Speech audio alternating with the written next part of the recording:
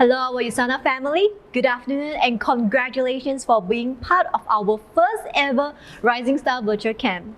In the next 4 hours, please put in your full concentration as you will be learning from renowned direct selling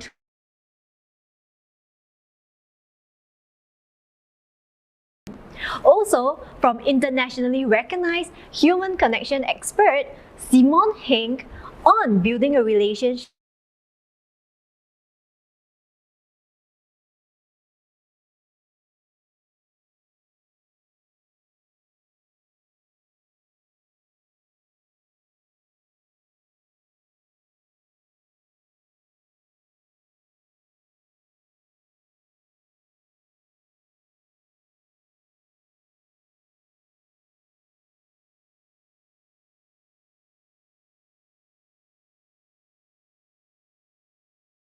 Hello, our Usana family. Good afternoon and congratulations for being part of our first ever Rising Star Virtual Camp. In the next 4 hours, please put in your full concentration as you will be learning from renowned direct selling trainer Ling Zhiyuan, who will be sharing his tips on leading a high-performance team. Also, from internationally recognized human connection expert Simon Hink on building a relationship through technology. And be the first to hear from our certified nutritionist Nana Wu on our new active nutrition products range. And beside all these exciting topics, we will also be giving away a range of active nutrition products to 3 lucky ticket purchasers. So do stay tuned to the end of the program as we will be announcing who are the lucky ones.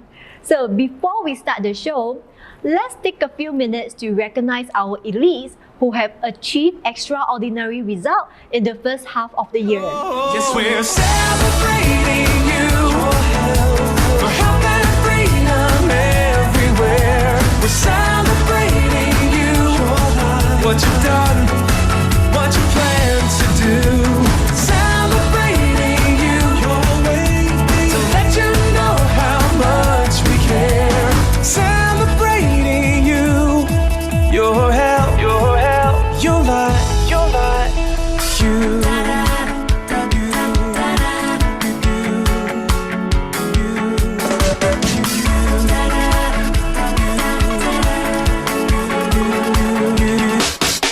Yes, it's you who makes Usana what it's become today.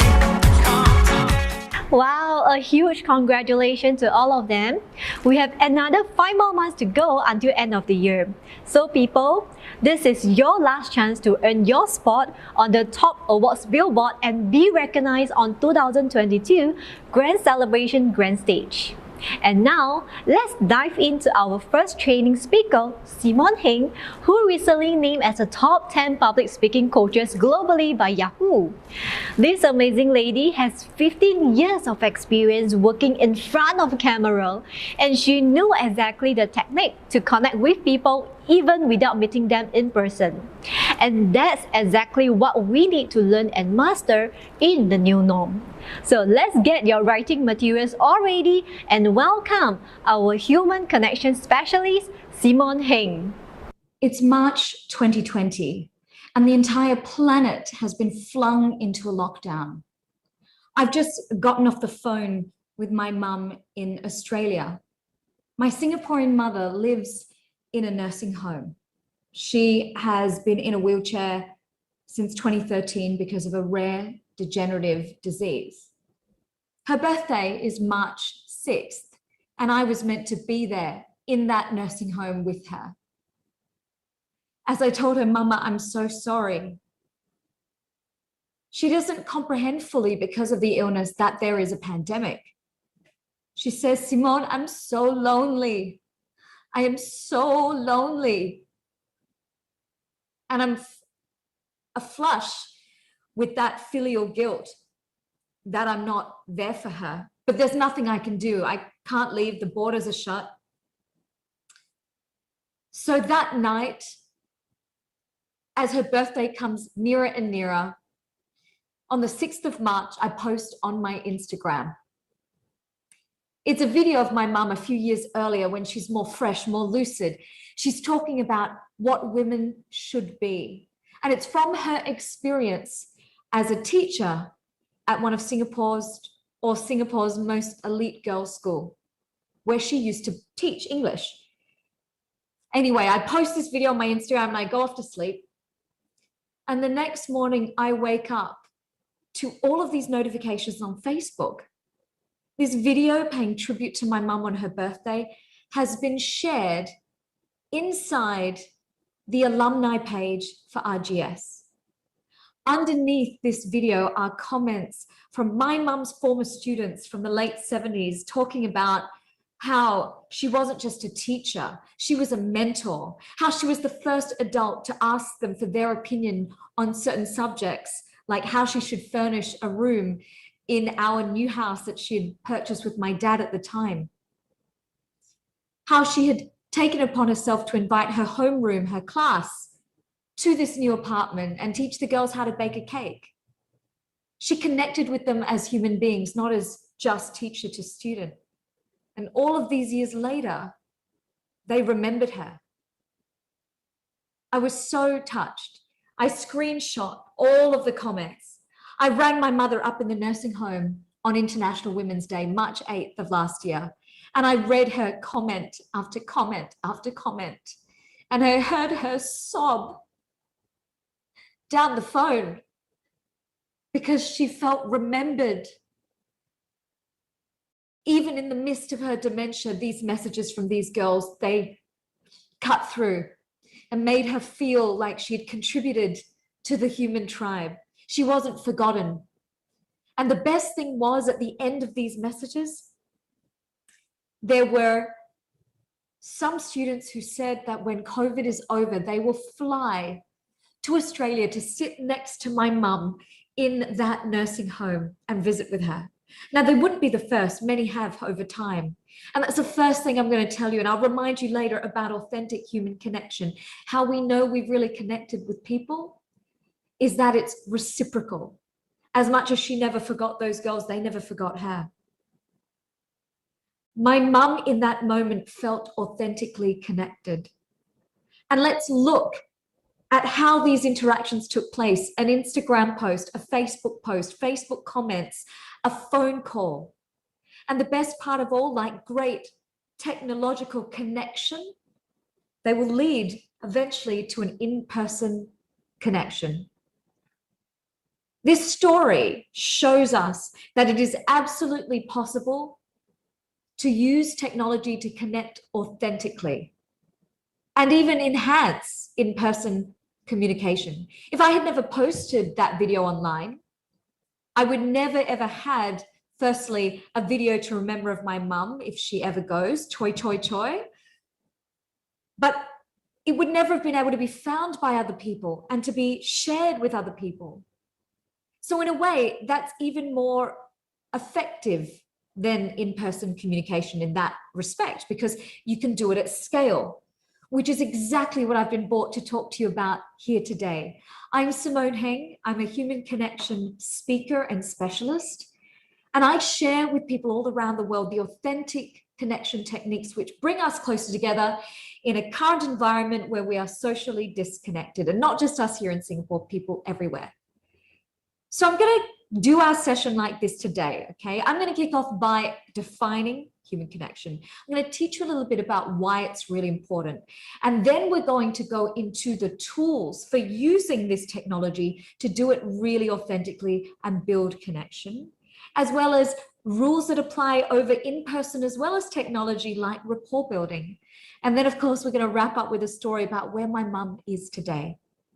So what is human connection? Well, in my work and over my years of research on this topic, even before COVID, I define human connection as that incredible experience we've all had when we meet someone and we can see, feel, and discover ourselves in them. So connection, therefore, has empathy in it. Connection, therefore, requires us to be able to see the other person, put ourselves in their shoes, and it involves commonalities. Why is human connection so vital? Why is it so vital to converting sales? Why is it so vital for our emotional and mental well-being? Well, it's got to do with our biology.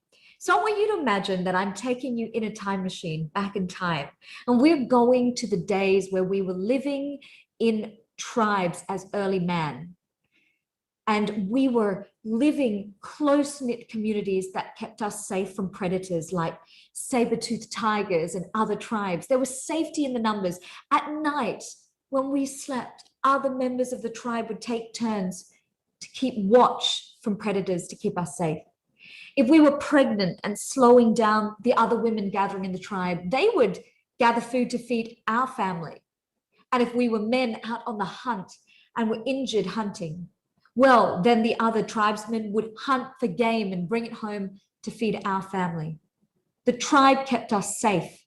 And so over time, our brain became hardwired for connection. A brain scan of the human brain at default state, and when we're socializing, it's really, really similar.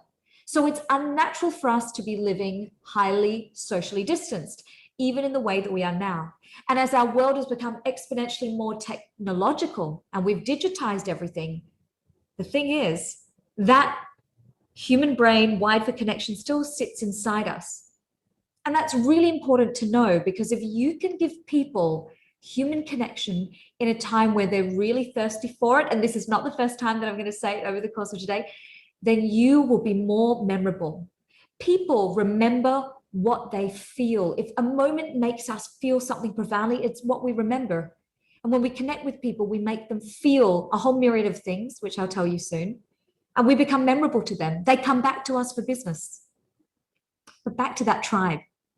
So what happens if by some awful mistake we're cast out of the tribe? So we are then alone. Well, a fight or flight response happens. Now, I know you work for Usana, which means you know about health. Fight or flight is stress. It's where stress hormones like cortisol are released into the body, and we have anxiety. Now, really, when we're cast out of the tribe, that's happening because in those days, as early man, we don't have anything else to protect us. We don't have other tribes people to protect us. So, of course, that happens. It's an alarm to our body. Loneliness is the body's alarm telling us we have to go out and connect. In the modern day context, obviously, we're surrounded by people. We no longer live in tribes. We're socially disconnected, however. There are people around us, but maybe we still feel lonely. Our body then still releases those stress hormones. And like I said, it's great. It's the body's alarm to go out and connect. But those people who feel lonely over a prolonged chronic period of time, they will actually have those stress hormones through their body chronically. And this is why loneliness, people who register loneliness, are more likely to experience a lower lifespan as those people who are socially well connected. My point in telling you this is, yes, today I'm going to give you the tools and techniques to improve your business. We're going to reward you today for the hard work you've done by giving you an extra edge to bring connection in a time of deep social separation. But most importantly, human connection, I would love you to walk away from this, is so important holistically to your happiness as a human being, because we need it. It is the way that we are naturally meant to be, connecting with people. And we can do that in person, of course, and we can do that online. So it's not all doom and gloom. The fantastic thing is studies show that this simple act of looking at a video or a picture of somebody we love deeply can elicit oxytocin, the social bonding hormone, the same social bonding hormone we get when we connect with people over makan at our favorite hawker center or our favorite Yong Tau Fu stall, okay? It's the same hormone. It's incredible. So we can do that with some of our technology, and I'm going to give you the tools today to do so. So this is all really important. And when I mentioned to you before about giving people connection in a time of deep social anxiety, social distancing, as we're experiencing here in Singapore, and people all over the world are as well, I want to give you a case study. So in April of last year, during just prior to our lockdown, or maybe February, the whole world was very nervous. Here in Singapore, we were hoarding the toilet paper. We were all very anxious, very scared, okay? And this particular Grab food delivery driver did something incredible.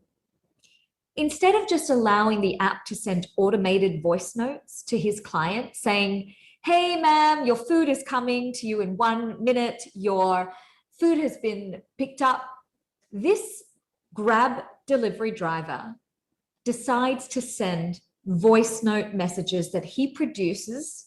It's his voice, and he puts music behind them.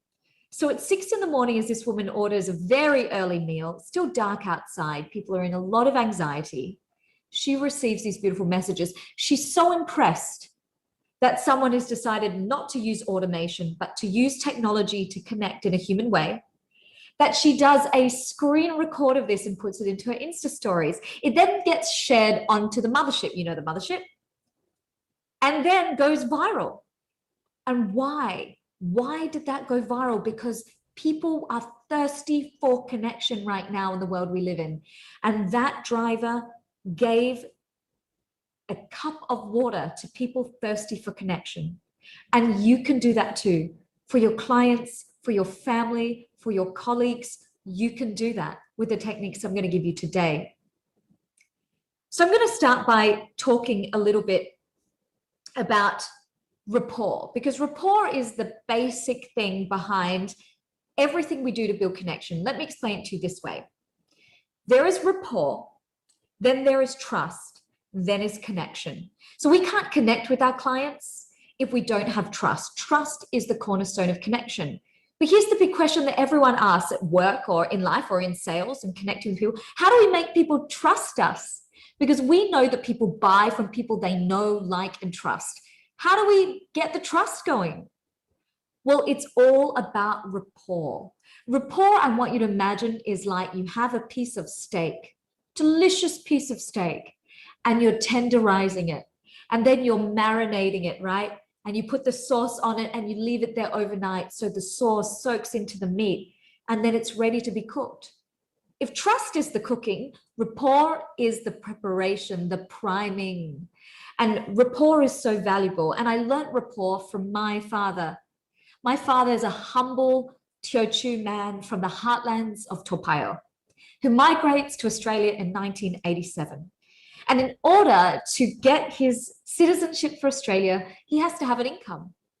So he buys a small shop, a news agency, like a Toto store. It is, except in Australia we call it Lotto, right?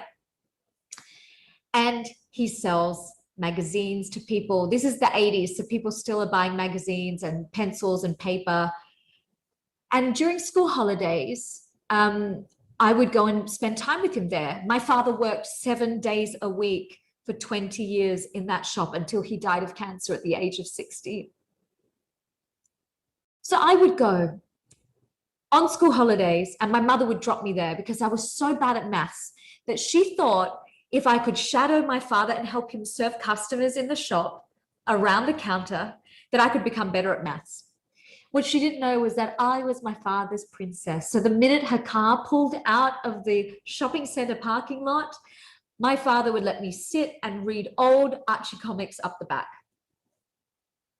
After about 4 hours, of course, reading these magazines got boring. So I would put my comic down and I would look up and I would watch my dad. If my father had a customer from England, my father would neutralize his Singaporean accent, straighten his back up, and talk about the English Premier League football with his customer. 30 seconds later, a Malaysian customer would come in. My father would change his shoulder posture, lean into his hips casually, and then they would debate head to head which country, Singapore or Malaysia, had the best laksa. And then 30 seconds later, another customer would come in, a German immigrant. And then my father would straighten his back up again, neutralize his Singaporean accent, and talk to the man about the Eurovision Song Contest, which is a European song contest that my father would stay up with me late and watch on SBS, the multicultural channel, with me. And I always wondered why he would do it, because he doesn't like to watch song contests. I thought he was doing it for me. And then I realized my father was staying up late to watch something he wasn't that interested in because he knew it would give him information to build rapport and connection with his customers. And that staying up late and that content would help keep the school uniform on my back and the rice bowl on my plate. Rapport is so important to trust connection, and connection is vital to selling and building long-term repeat customers. Another thing that my father did, besides mirroring and matching, which we'll go into, and changing his accent, and learning how to speak about the things his customers wanted to speak about instead of what he wanted to talk about, was that he also was able to build connection. And how I knew he was able to do it was that same English customer that I mentioned that would come in and talk about the English Premier League football. Over the course of many years of school holidays, this man finally told my father his life story. He actually came from the north of England, from a place called Liverpool, where orphans from this area were put onto a large ship and sailed across the ocean alone to work in outback Western Australia, for them to also earn their residency and their passports. Many of them married each other and had families, but it's a really painful story, you know, to talk about being separated and brought over as a foreigner. And they bonded over the commonality of that experience of both being foreign, not native. But what does it take for someone to be so vulnerable with a man who is their shopkeeper? Well, it takes consistency.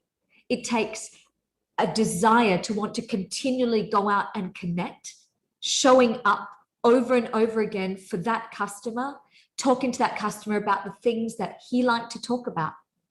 So I want to highlight here that connection is a long game. And that's coming from someone like me who has a social media following, who sees the immediacy with which you can make sales, build connections online. But true, authentic connection, the kind that makes us feel good, brings great hormones into our body, increases our mental health and our physical immunity in a positive way, that kind of connection is a long game. But my gosh, is it worth it? When my father died, the morning of the funeral, we jumped into the hearse and it pulled into the shopping centre car park on the way to the church. And 50 of his customers and owners of other shops around him lined the parking lot with flowers, handing them to my mother and I, my sister, inside the hearse to pay tribute to this humble Teochew man from the heartlands, this shopkeeper who had, over the course of 20 years, had profoundly touched people's lives. But what's really important about the tools I'm about to tell you is that my father did this connection over a box. So the shop counter, if you've ever seen a kiosk, it's like a money changer counter, right? It's like this. So you are in person building rapport, but you don't have all of the tools we have when we are engaging in person at the hawker center, having our mitama with our family. All of those physical social cues, you're in almost a 2D environment. And that reminds me of the exact 2D environment you and I are using right now to connect with a lot of our clients, or our audience in my case. We have a laptop screen, which is a box. It's a box. So a lot of things my father did we can follow, and I'm going to break them down. Firstly, the key to building rapport is that rapport is essentially when other people perceive themselves to be more like us. Remember, connection requires people to see ourselves in them. So we can allow that magically to happen, seductively and persuasively, through a few simple techniques. When you're using your video to connect with a potential client at a meeting, put your camera on. When you put your camera on, I want you to think of me and my dad behind that counter. We've got a restricted mobility, but we should be framed so that the upper half of our body is visible. So we can have, you can see here, you can see my arms. And this is really, really important in building trust, because when we were back in that tribe as early man, the first thing that our mind does when we meet a new person is not to glance at the eyes or the mouth.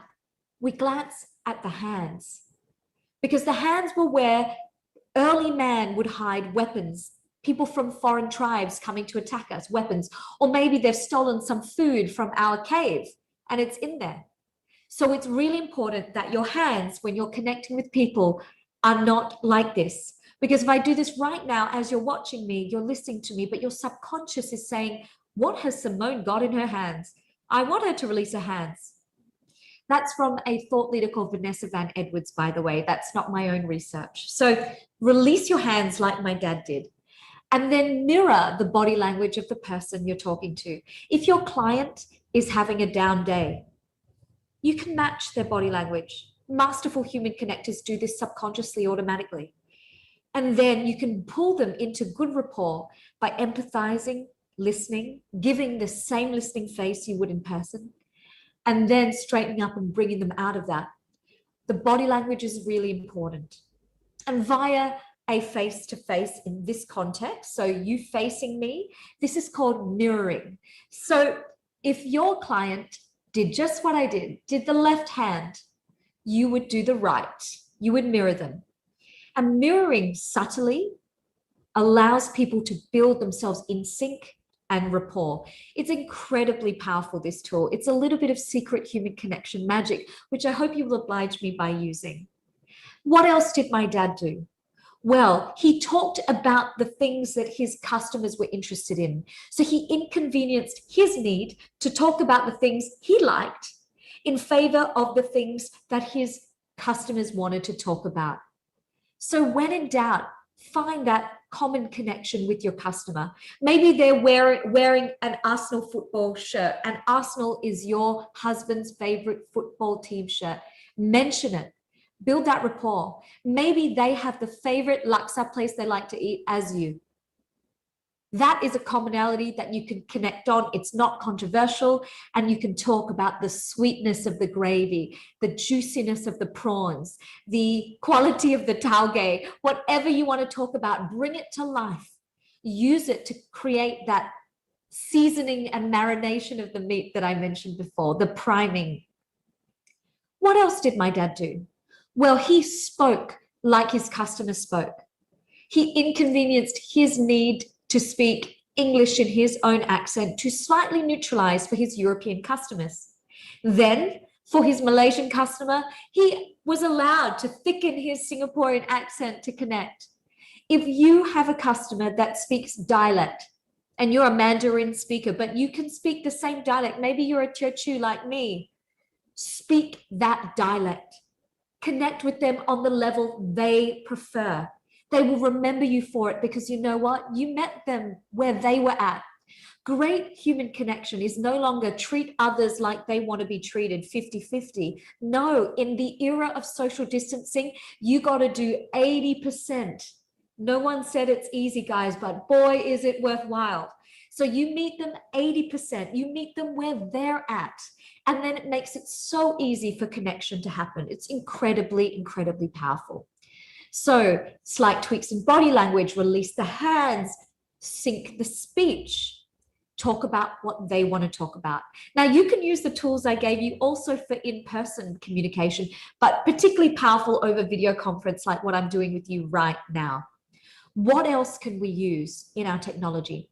I want to talk to you first about voice because I mentioned to you about that Grab driver earlier. Now, that Grab driver used voice note to humanize himself. What do you think is more human, when you just get an automated text message from Grab, for example, or from your family, just a text message, or a voice note where you can hear the voice? You know, to someone like my mum in a nursing home, it's so much more powerful to get a phone call than it is to get a text message. Think about your clients thirsty for connection right now, and all of the other representatives who are just doing email or text message or the basic, and you do that little bit more. Can you imagine the difference? That Grab driver made his client feel connected and then made all of us who read the story feel connected. So use your voice, send voice note, and when you do it, remember to smile, because the smile is to the face and the voice what eye contact is to the face. So the smile is to the voice what eye contact is to the face. builds trust. And we're going to talk about eye contact in just a moment, but I wanted to touch on this. A study also just came out in America, and it surveyed 100,000 people, that video conference is now associated with high levels of stress to do with the energy that it requires to do video conference, which I will explain more about in a bit. So the one mode of communication that was most popular and associated with least stress was phone call. So please call your clients. If everyone else is sending a WhatsApp message, pick up the phone, call them, treat them like a human being, check in with them, ask them how they're doing, how is their family. Great conversation opener. You know, what are you excited about right now? Ask your client. Get them to share with you a little bit that you can connect more with them on. And we'll go into more of that in a bit, but use that phone call. It's really, really powerful. So big fan of phone call right now. Okay, I talked about eye contact, and this is so, so vital. Eye contact is absolutely powerful to how we connect, because the human brain, we do not trust people who avert our eye contact. So if I was to do this whole session like this with slides over my face, which is why I don't use slides because I want to connect with you. But if I did this whole session touching my hair, looking at my reflection and talking to you like this, I am averting your eye contact. Versus this, where I'm looking in your eyes, or so it seems. And I'm doing that by looking down the barrel of the camera. Okay. So please, if you're doing any sort of connection with your clients, look down that camera. It is so vital. Turn your camera on firstly, but then look down your camera. It doesn't feel natural. So a way to create the warmth in the eyes to really connect, so you don't look like that emoji with the eyes like deer in the headlights, is that I want you to look down the camera like it's the person you love the most in the entire world. You can see me doing it now. And it's going to elicit something called the Duchenne smile, which is the smile which we find authentic when we connect with people, the smile where our eyes smile too. And immediately that warmth, it's less scary, and it builds trust. Trust builds connection. And we know that we buy from people we feel connected to. So that's a great way to do that. Give that eye contact. Now, when other people, particularly if your client is having a bad time, they're being vulnerable with you.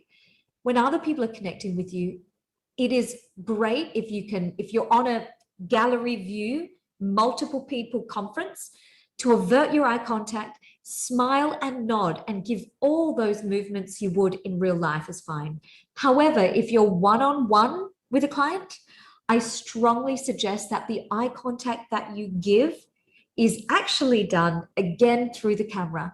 This way, and I know it doesn't feel natural, no one said that this is easy, connection is a long game, but it allows them to feel seen and heard, that you're really connecting with them and their truth. And we'll talk more about truth and vulnerability and how my dad was able to get those incredible stories from his customers at the end of this session. So that's something that I really want you to just think about there with your eye contact using video. So that also means if you're going to be doing video, that your camera has to be at your eye line. It cannot be like from below looking up or from above looking down. We've all seen that. So the best thing to do is keep your camera at eye line or slightly above if you want to look a little bit slimmer. You can simply do that by piling some books underneath your laptop, or you can buy a dedicated laptop stand. They're available everywhere now on every online website you can imagine. But do that because that just makes your job of connecting with people where they're at so much easier, and it expedites connection, which means you'll also be able to get to a sale faster and an authentic connection faster, which is the most important thing. So eye contact. Now I want to talk about giving face and emotion. So I always say in my TEDx talk, emotion gets connection into motion. And what do I mean by that? Well, if someone is showing us their sadness, our immediate automatic response, because we're wired for connection as human beings, is to mirror empathetically their sadness. So you can see how quickly, because of that mirroring, emotion gets connection into motion. Seems logical, right? So by extrapolating that, when we are taught as Asian children by our parents, hey, don't show too much, don't give so much away. I was always told that because I'm so expressive. what we're actually doing is we're blocking the chances of connection more easily because people don't know what we're feeling. So they're not connecting with us. They're connecting with a presentation or an avatar of us, not how we authentically feel. So my challenge is, and no one said connection is easy, my challenge is for you to try and be more expressive, because when we are expressive, we are perceived to be more transparent to people. And when we are more transparent, people trust us faster, they like us more, they connect with us more quickly, which means they buy from us. So that transparency is important. So we can simply try to look happy when we're happy, to give our client the same empathetic face. If they're having a tough day, show them we understand, mirror their face.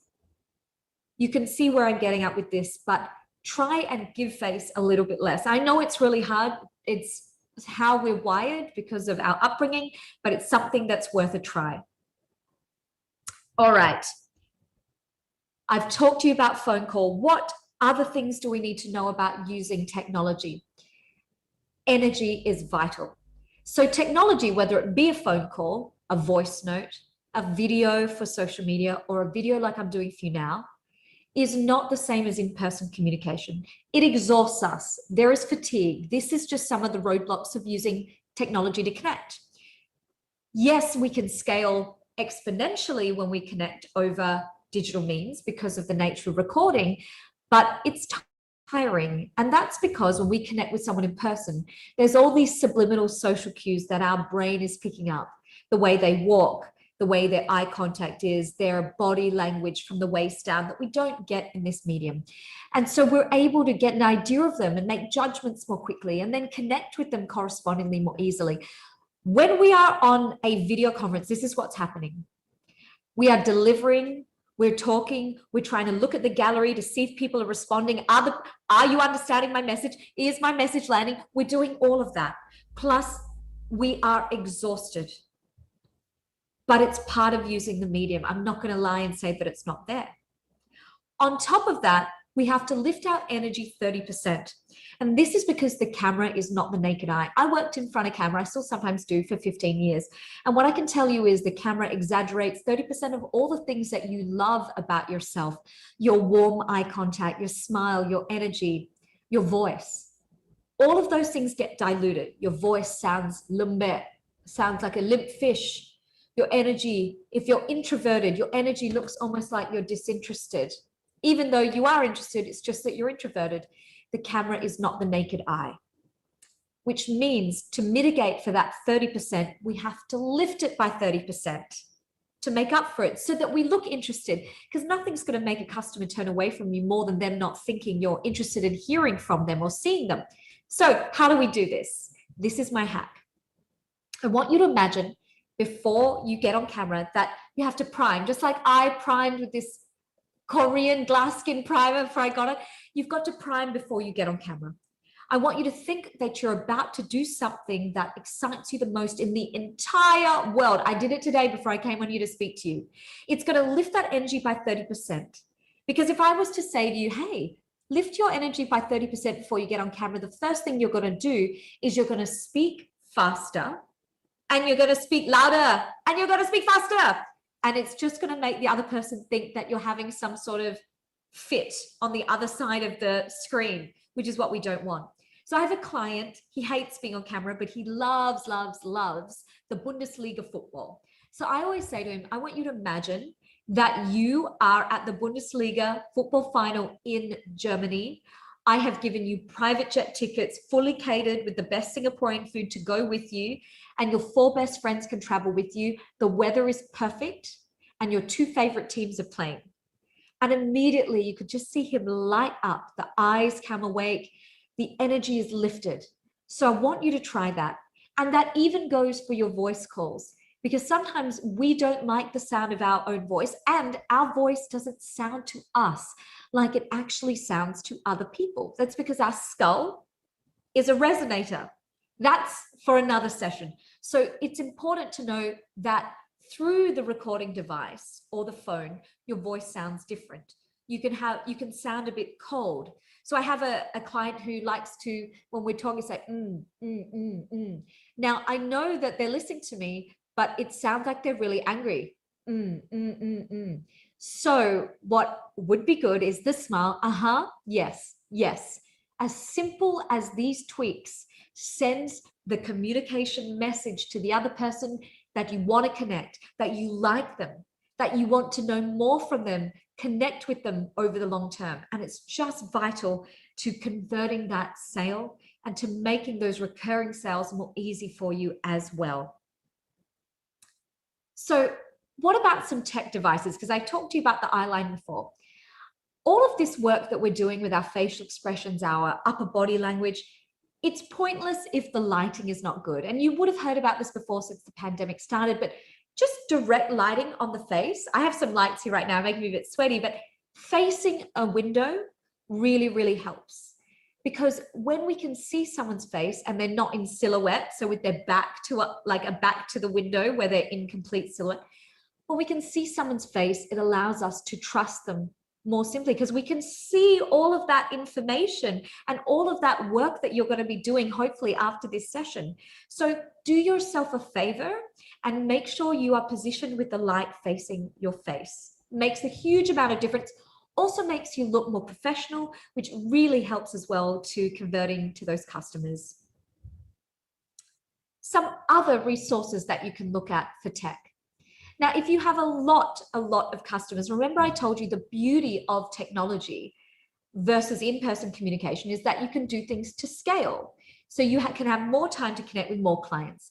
So there are some softwares where you can send video emails. So imagine if every other rep for similar companies to Usana is approaching your client pool or is trying to recruit to the same people using just an email or a text message, and you're sending video message. So there are a couple of resources here, Loom and BombBomb, where you can send video emails. And they're incredibly powerful because they allow people to see your face. And I think that that's really, really vital to do that little bit extra if the market is competitive. So try and harness those tools. It's a wonderful, wonderful thing for you to be able to scale up your human connection without having to resort to social media if you're not comfortable putting your face out on social media and online. On the topic of social media, I want to touch on what I call the business backend. So in the world of social media, particularly Instagram, and I use all the different platforms avidly, what we see is everybody comparing the back end of their business, the messy chores in business, the admin, the packing of the boxes, the outreach, the follow-up calls. Everyone's comparing that to the front end of somebody else's business, which is their perfect, curated, glamorous life and the bonuses they're making and the reward trips they're earning. That's what everybody is doing. And it's not realistic and it's not good at connecting people for a really important reason. There's no vulnerability and there's no true disclosure. I want to bring you back to the story about my father at his shop and how over time showing up consistently in a way in which he listened, provided for the needs and was of service in his communication to his customer, his British customer finally revealed to him about his time as an orphan and his struggles and how that built a lifelong friendship that led to that man, standing there on the roadside for my father as my father's coffin rolled past. I mean, isn't that an incredible way to know that you really connected with somebody because they were there for you at the end of your life? So how do we do that disclosure? Disclosure and vulnerability is the most powerful way to create true, authentic, ongoing long-term connection. And it requires us to be real. It requires us to show our journey, our struggle, not just the end point. Here today, I could have come and met you all put together with my fake gold, and I could have pretended it was real. I could have given you a glossy talk. I didn't. I opened with a story about my mum and about my dad, which frankly for me is like taking my heart out of my chest and putting it down on this desk in front of me between me and you and asking to be judged. It's risky. Connection isn't easy. There are roadblocks. But I know it is everything to firstly connecting with you, living the subject that I'm talking about to you, embodying the subject, but also encouraging you to do the same by seeing its incredible, incredible value. So I encourage you to use vulnerability and disclosure. And what I want you to start with is in this order. Self-disclosure is something that's really easy to start connection. It's as easy as saying to your client, if you are talking and they've had a bad day, tell them about your bad day. If they're not sharing with you first, tell them first about your favorite place to take your children. Maybe your child has a disability. Maybe your kid had a bad day at school.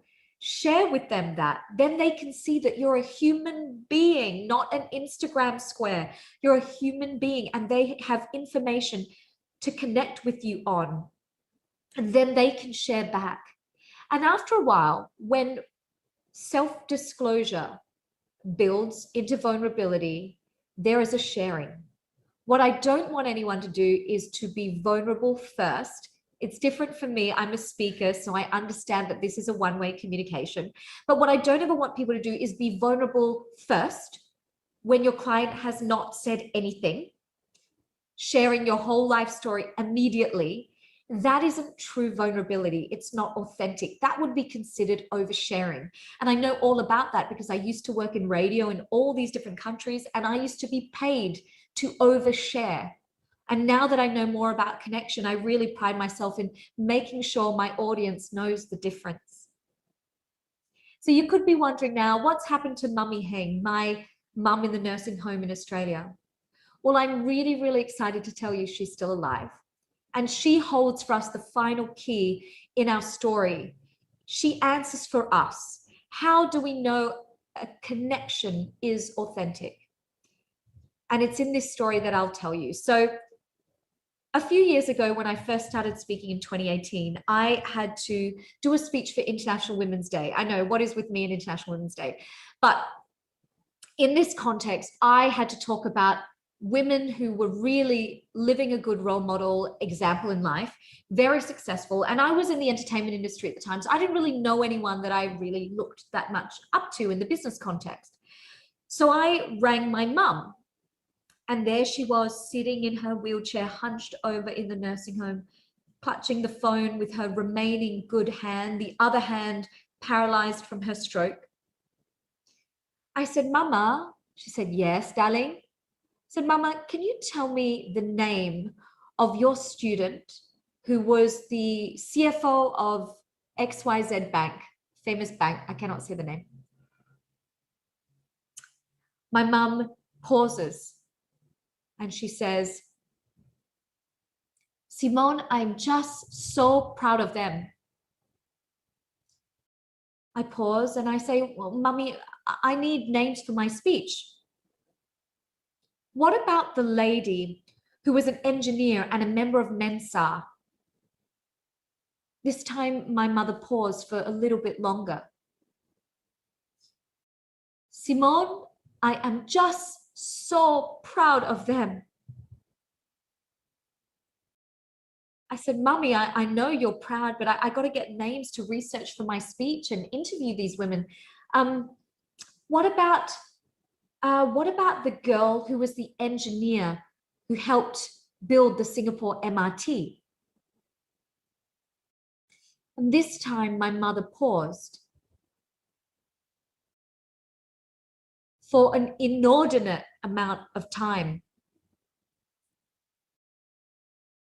She said, "Simone, I am just so proud of them." And I realized that she was awash with shame because she could not remember their names. The disease had taken that from her. But in this one story, we get our final two incredible lessons about human connection. and I want to leave you with these as a reminder. The first is the details of your achievement, that tile on Instagram, how much money you earned, how many sales you converted. The details of your achievement when it comes to human connection are irrelevant.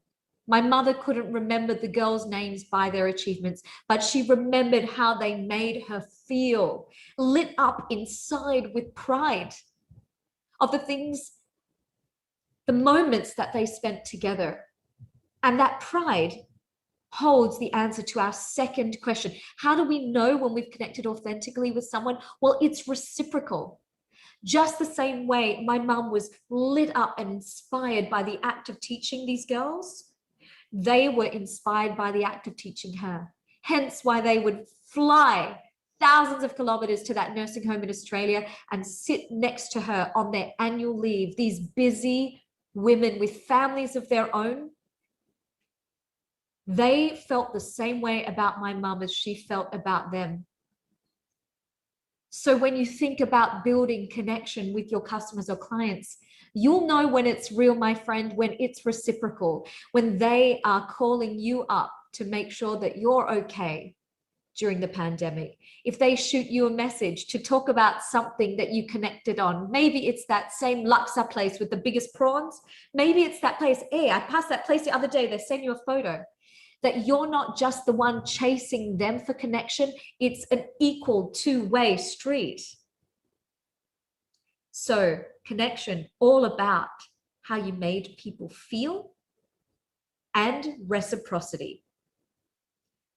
So just before I wrap up, I want to just bring us through and remind us a little bit about what we've discussed today, because I know it was a really big hour and there was so much going on in that hour. Build rapport. Rapport is connecting with people in the way they like to be connected with. Do that. Remember my dad in the shop. Okay. Change your speech to match their speech.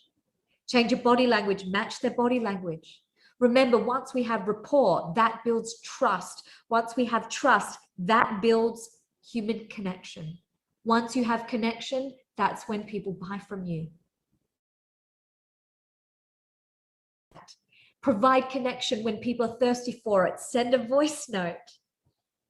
Get on camera. Lift your energy 30% by thinking of something you're excited about. And show your emotion. Don't be afraid to not give face when trying to connect with people. I really, really hope today was powerful for you, that you learned something, you learned some tools that you can use.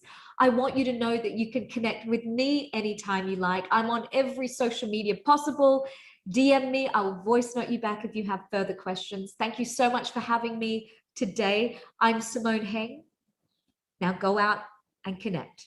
Thank you, Simone, for sharing her very personal stories with us. Besides the practical tips on eye contact, our gesture, our voice, and the energy we have to present ourselves, a true human connection is about how you personalize and adjust the way you build trust and relationship with different people. So putting in efforts to learn new things and gain more knowledge, okay, it could be a way that you can easily find a common interest with your potential customer. So after this training, take some time to reflect. What are the common mistakes that we made when it comes to online meeting? How can we have a better connection with our prospect, our customer, and our teammates? And lastly, think about which teammates that you see can improve on certain aspects to improve their engagement with people. So go talk to them.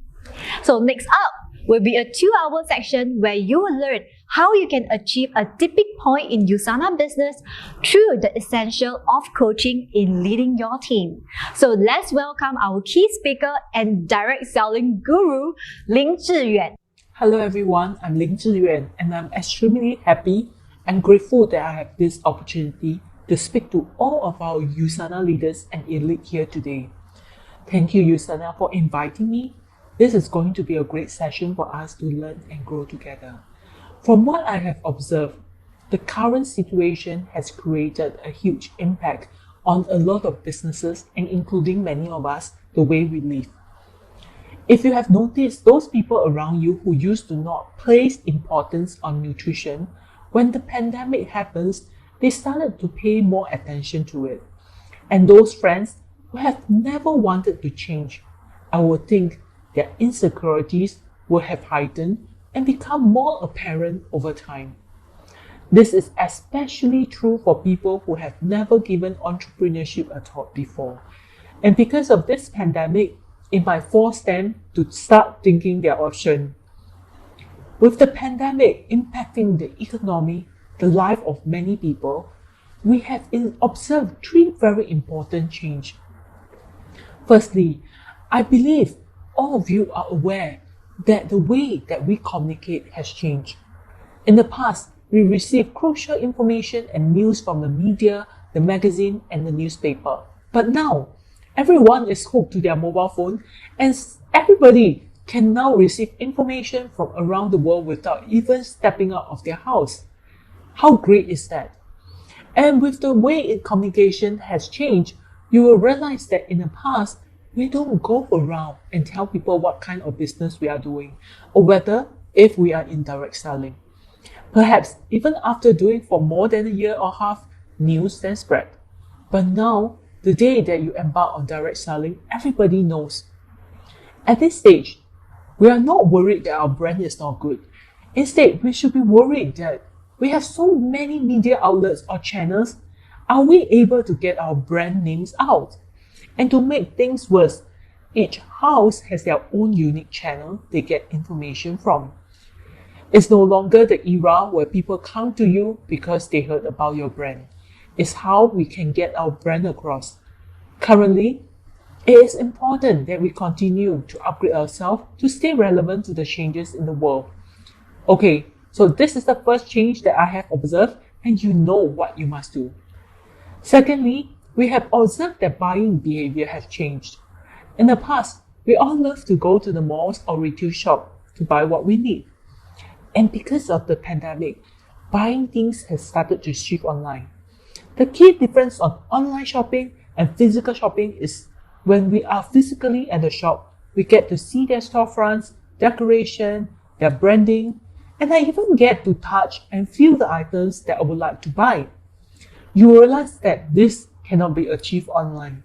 And the reason why people are buying things online is because of price. Am I correct? And this is what we always say. Everyone is all out to get their hands on cheaper products. It is as if someone wants to buy a horse but not willing to pay for the grass to feed the horse. Consumers want the product to be of high quality yet they're cheap. Since we are all in this direct selling business, it is important for us to learn how to differentiate ourselves and create added value in what we sell. In my opinion, what is more important than price? It is this direct selling business that is different because we emphasize on giving you the opportunity to learn. Secondly, there are a large amount of resources to help you get started. And thirdly, it is an opportunity to change or improve your life. To me, these are all great values. So if someone wants to achieve all that and start their own business, I would say direct selling is your best option. The third observation is the shift in competitive environment.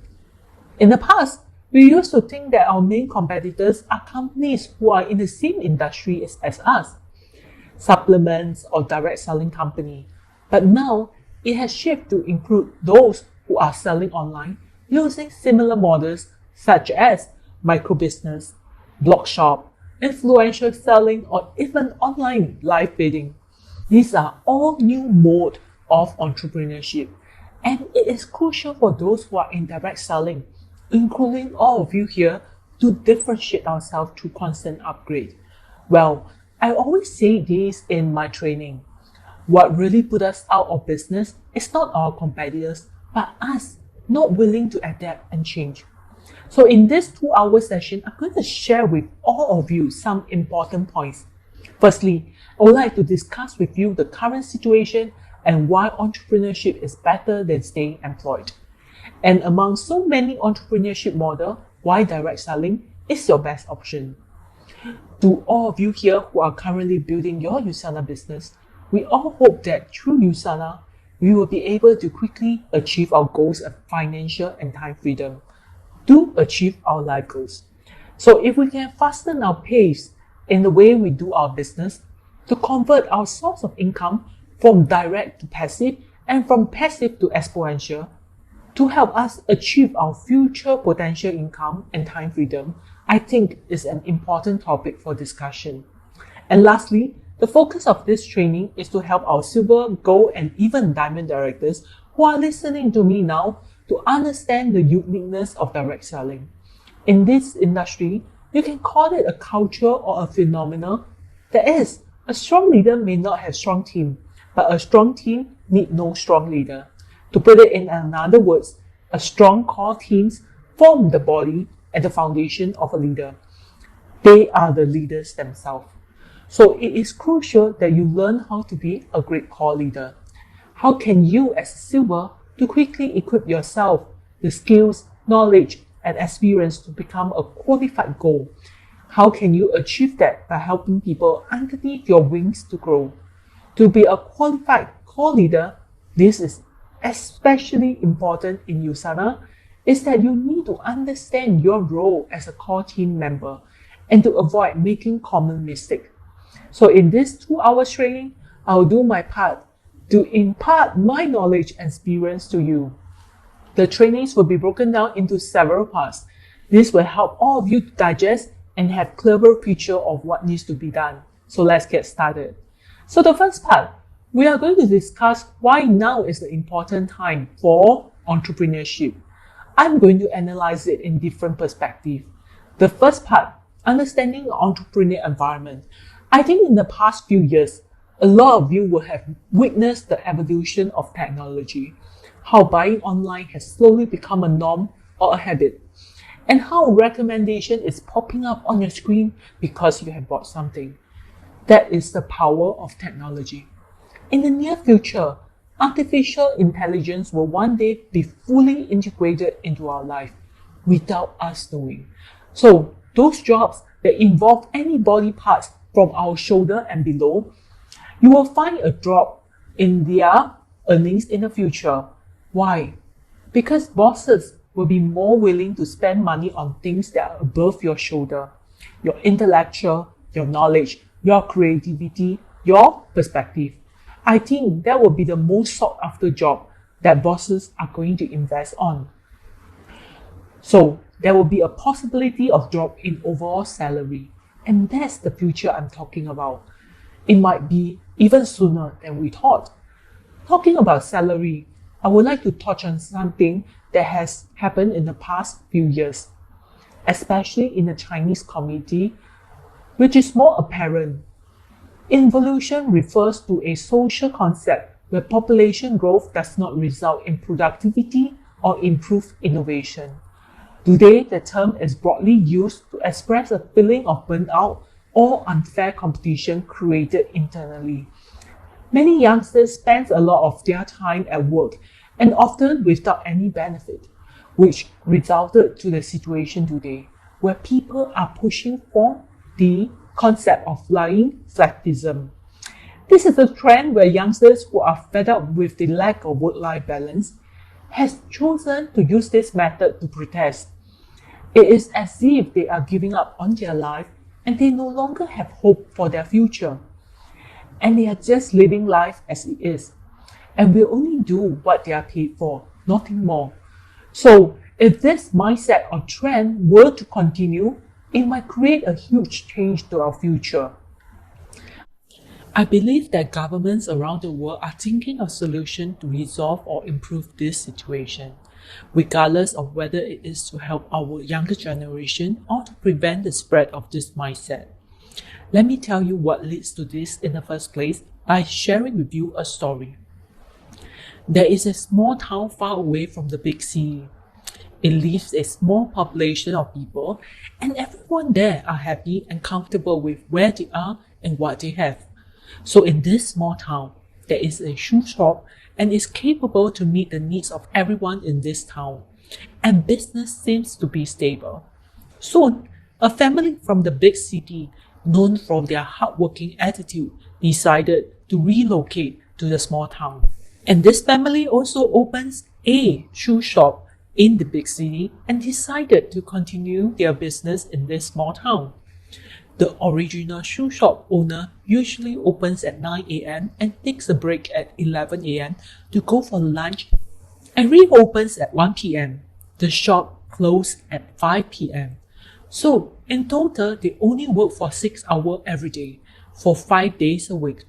During the weekends and the public holidays, they will go to the beach during summer and skiing in the mountain during the winter. To them, this is life and comfort. But things changed when the big city family started their shoe shop business.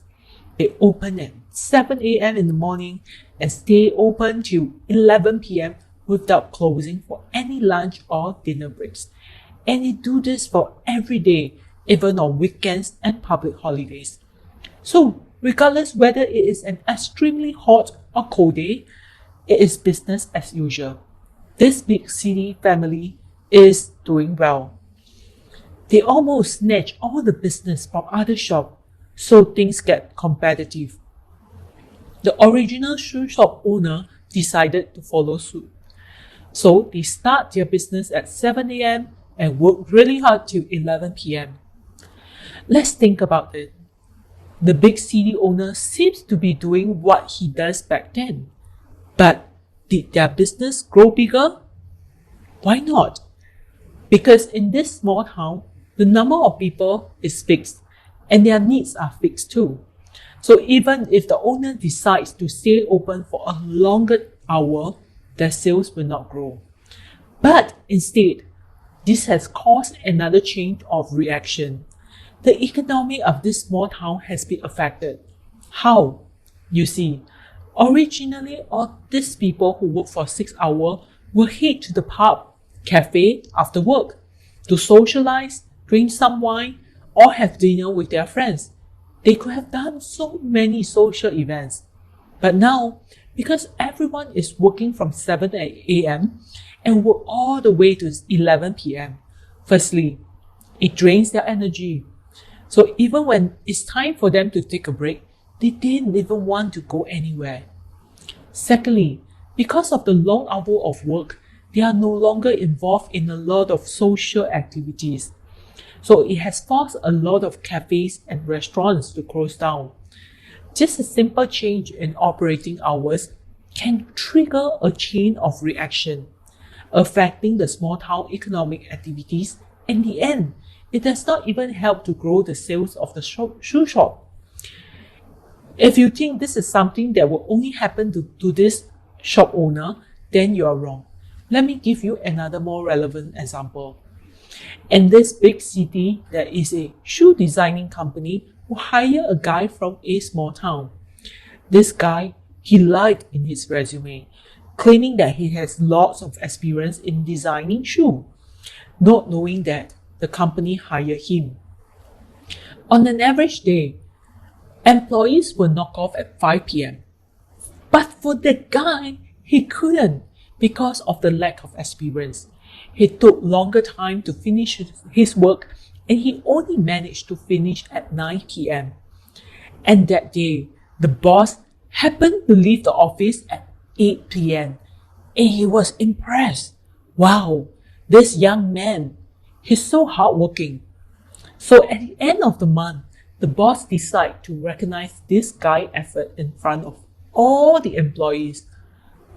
All of you should follow his example and do your best. The boss even gave the guy incentive and paid him overtime. So all other employees thought to themselves, since I have nothing to do after 5 p.m., why not stay and earn some overtime money? And soon, everyone is working late. At the beginning, the boss was impressed, but over time, it slowly becomes a culture or a norm that everyone will leave work at 9 p.m. The boss starts to take things for granted and no longer feel that it is hard work because everyone is doing it. So, he removed the incentive and also the overtime pay. But it does not change the culture. People still leave the office at 9 p.m. or 10 p.m. So, if you recall, you will realize that just because of an employee who needed to work till 9 p.m., because he chose not to finish his work by 5 p.m., that caused this change in work environment. Many man hours are contributed, but it does not help the overall growth of the company. This is what we call involution that is happening in the corporate world all over. People are feeling frustrated because they could have left home on time, go home and accompany their families, do their own things. But now, because of the shift in culture, I must follow suit without any additional benefit. Most often, they do not wish to be outcast by the rest. In the long run, it will only drain everybody's energy and ultimately feeling burnt out. Secondly, the lack of social interaction and the lack of rest will affect a lot of things. Remember what I said at the beginning on the evolution of technology? A lot of our job today will be replaced or removed by technology in the future. It is important that while we bury ourselves in our work, we also look up and see if we are still on track towards our goal. If you are not able to change the world is going to change you. So this is the first part that we have discussed and help you analyze how our pay will change in the future and what kind of change we are looking at. Moving on, the second point is why is now the golden time for entrepreneurship. During these few years, including the 2008 economic crisis, you will notice that governments around the world, especially Western countries like America, are exercising quantitative easing to help stimulate the markets. This is what I refer to as unlimited QE. Since 2019, after the outbreak till now, just in a short span of 1.5 year period, America has announced a 10 trillion USD QE. Such a huge amount of currency that are flowing into the market. What will the result be? Is it being thrown into the stock market? You will have noticed the change. Last year, 2020, around March or April period, US has a downturn in their stock market. But because of this influx of currency, it has achieved the fastest rebound in history, and all the world's stock markets flourish. Let's think carefully. In a situation of a pandemic, how can the stock market flourish? In fact, a lot of companies are experiencing difficulties and setbacks. Our economy shouldn't be doing as well. And you will have noticed that the stock market and the property market are doing even better.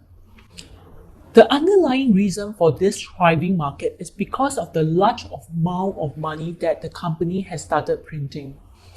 And these monies are thrown into the stock market or the property market or even the loan market.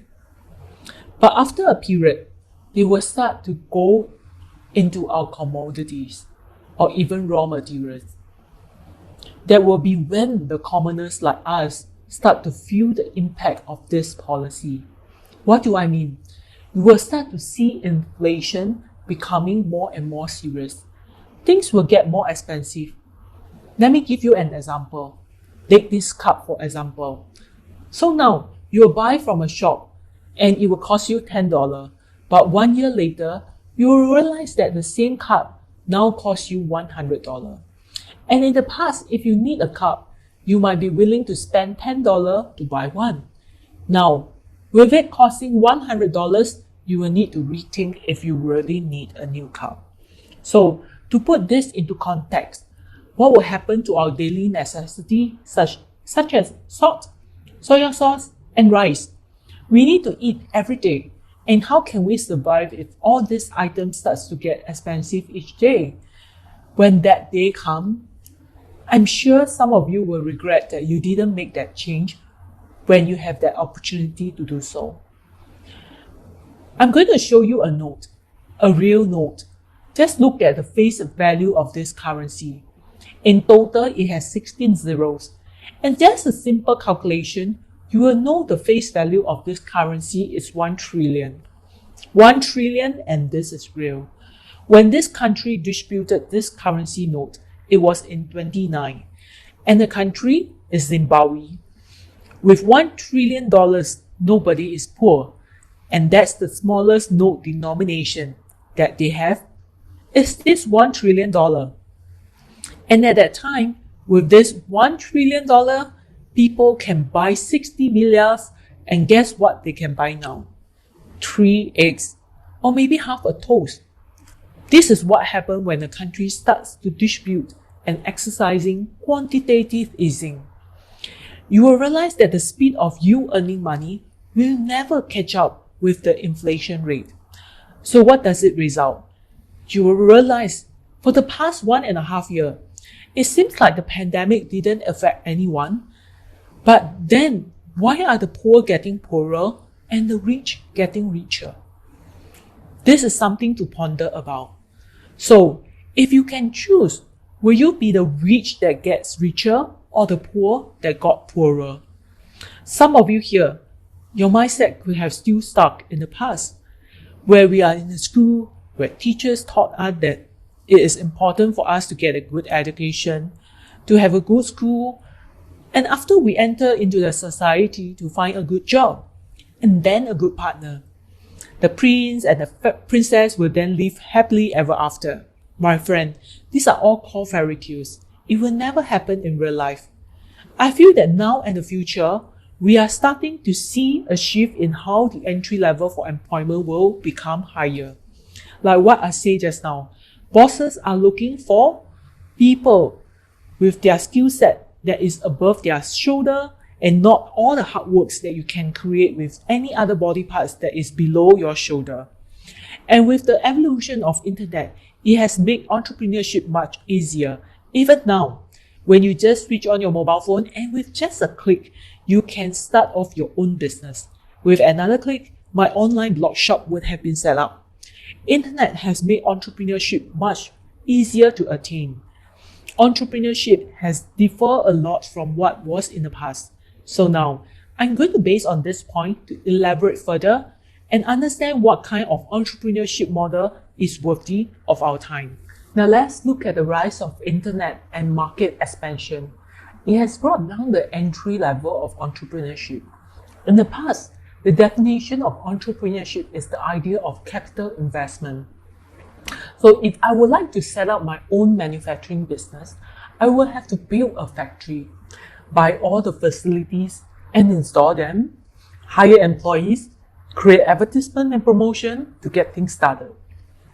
Only when all these are satisfied does it consider a full operational business. But by doing all this, it does not guarantee profit. The more money that you have invested, the more hard work you have to put in, and the higher risk you have to take on. Of course, other than this kind of entrepreneurship model, those who feel that they do not have the capital and are not able to handle such risks, are there any other suitable model for me? Yes, you will notice that there are people who have set up their own retail shop. The main problem of retail shop is when business isn't doing well, you will have to look at the capital on hand or reserve funds to see if it is sufficient to last you through the period when there is no sales. Don't be too happy even if your business is doing well, because regardless of how good a product you are selling or services that you are giving, you can never outdo competition. Usually when a shop is doing well, you will start to see the whole street will start to line with shops selling similar products or services. Retail shop has lower capital investment and the entry level is lower than that of a manufacturer. But are there any other option? Here's the third entrepreneurship model, online entrepreneurship.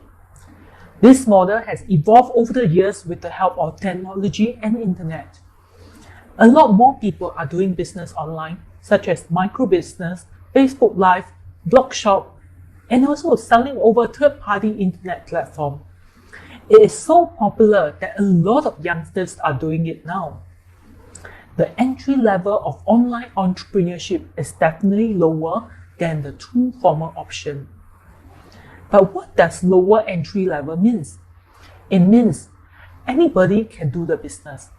Plus the fact that with just a click, anyone can set up their business. How can they differentiate themselves from their competitors? Let's dig further. When a person buys online, they do it for two primary reasons. One, because it is more convenient, and secondly, it is way cheaper. So for a person to compete in this low entry yet highly competitive environment, the only way is to bring down your price. You will be able to do so and sell way cheaper than anyone else if you are the producer of this item. You will have greater control over costs. Secondly, you have large amount of capital where you can get the items at bulk discount. If you have not already realized, it is a capital gain. So if you have a bigger capital to buy cheaper and sell cheap, you will win the competition. For average people like us, even though it's easy to set up our own business online, but it doesn't mean you have the ability to do it right. It is a large pie and it will help fulfill our dream of owning our own business. But please bear in mind, low entry level, lower risk.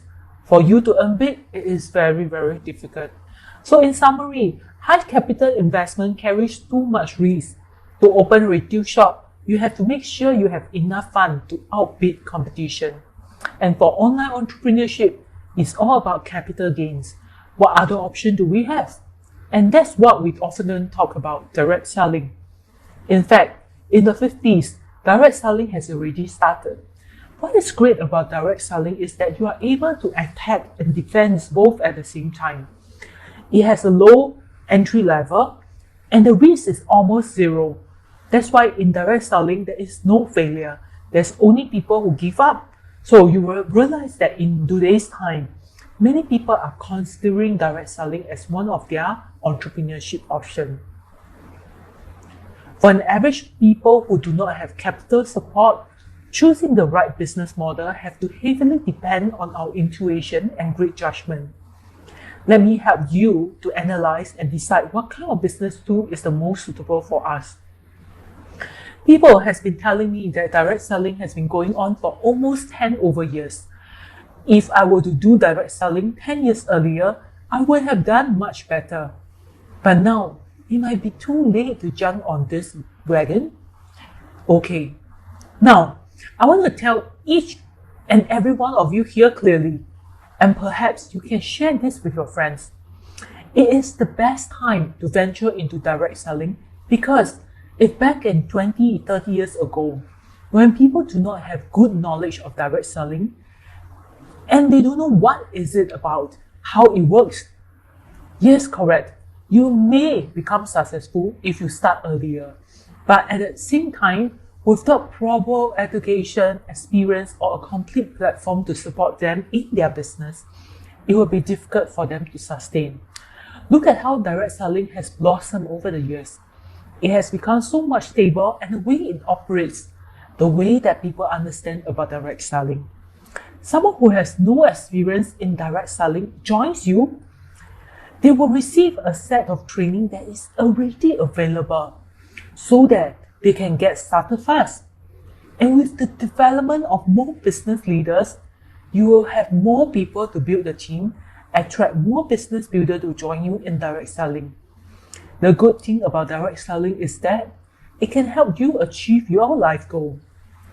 That's what I say. This is the best time, the golden time to be part of direct selling. Just now we talked about the potential change in the future.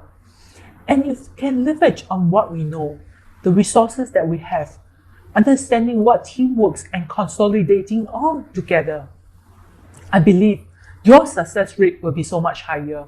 You will discover that once you learn how to analyze all this entrepreneurship model and truly understand the spirit of entrepreneurship, how it has evolved, you will know what business model will be suitable for us. With this, we can amplify the change and desire for entrepreneurship. Okay, next. Online entrepreneurship has its advantage and condition. However, if everything is conducted online without any engagement offline, such business will find it difficult to sustain in the long run. Why do I say that? Many direct sellers, excluding many of you who are doing Usana business, are slowly shifting their business online. The feature of such online business model is that they earn money at lightning speed, and they can build a team of hundreds or thousands. Of course, in business, it is always good to be fast. But if this comes with an unstable business foundation, I will rather not have it. Fast but not stable. It is seen as a high-risk feeling. So what we need to do is to leverage on our strength. And what's our strength? Is our engagement offline. Regardless whether we are doing it online or offline, we need to leverage on our offline activities to strengthen the bonding. This is what that will build a strong foundation for a business and what I call depth. And building deep into the organization is also one of the key factors to success in direct selling. You will notice that organizations who started offline are also moving into a hybrid model to incorporate offline activities. Remember, these are our strengths. Why direct selling can withstand the test of time? Take a look at the various new business models that are available in the market.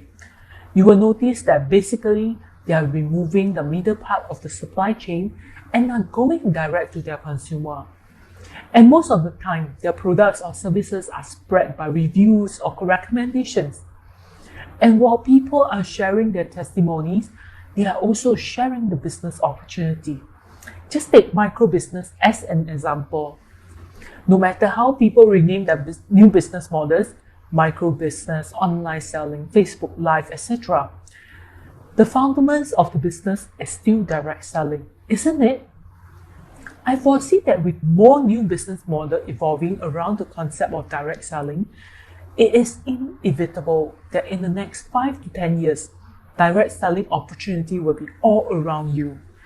To quote you an example, if you enter into a shop and they offer 2 different products, but the fundament is the same and are made by different companies. Product A is produced based on traditional method where it flows through the supply chains to the hand of the consumers. All the markup and add-on costs will be transferred to the end user. So product A's quality may be questionable. Second, there won't be good after-sales service. Thirdly, there's no added value. And fourthly, the price will be definitely higher. For product B, it is from a direct selling company. You know that because they cut down on the involvement in the supply chain, product quality will not be an issue. And behind it, there are added values such as offline activities. Thirdly, there will be a good after-sales service. And lastly, if you buy product B and find that it is very good, and when you refer someone to purchase it, the company will even reward you for that. So if you are a customer, will you choose product A or product B? I believe everyone will choose product B. And like what we say, direct selling will be the future. And it will one day integrate into our everyday lives. So do not be bound by the two-word direct selling. Because I know some of your friends will avoid when they hear it's direct selling. And to be honest, in this era, you don't care whether it's a black or a white cat. As long as it can help you catch the rat, it is a good cat. So let's try to change our perspective. If someone is sensitive to the word direct selling or they have bad experience towards it, in the way we communicate, it is not necessary that we have to use the word direct selling. So you can tell your friends in this way, hey, recently I have just tried out a new entrepreneurship platform. The purpose is to help people around me who are affected by this pandemic, especially homemakers, to help them to achieve financial freedom and can help support the family finances. The platform can even help youngsters who are feeling frustrated at work and are seeking for alternatives. I would even want to help middle-aged people who are facing midlife crises and wanted to find another source of income to secure their future. So through this platform, it will also provide resources to help support more people to kickstart their business with low capital and risk. In this way, they can fulfill their dream to become business owner. So here, this example shows you that you can repackage direct selling in a different perspective and communicate it in this way, which will lead to higher acceptance rate. Okay, once we can remove negative perspective on direct selling, I believe the society will be able to use a fairer and rational perspective to evaluate it. We all know that to find a company with great background, culture, vision, all the way to product development and services, and including the field development resources, to find a company that can meet all these criteria, there's only direct selling. That's why we agree that direct selling is the best platform for entrepreneurship. It is not one of the best, but the best. Remember in mind, unlike other platforms, direct selling can attack and defend at the same time. In the near future, as more people understand direct selling, there will be more who will embrace and treat this as their long-term career. I hope that through what I have provided just now, our core team leaders are able to look at this direct selling industry in a newer perspective and better understand your role in the team. Secondly, at the beginning of the session, I talked about the changes in the entrepreneurship environment. You will realize the need for entrepreneurship and improving their living status are greater than their health needs. So entrepreneurship environment has upgraded to version 5. So we can't keep staying put on those years where we are still doing product 2.0 or compensation 3.0.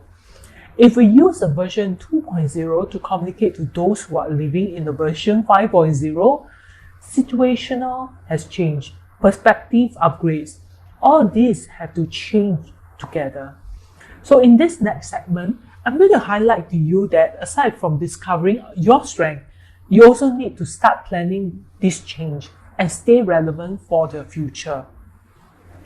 We have a lot of communication tools and channels, and with the speed of internet, things can get complicated much faster.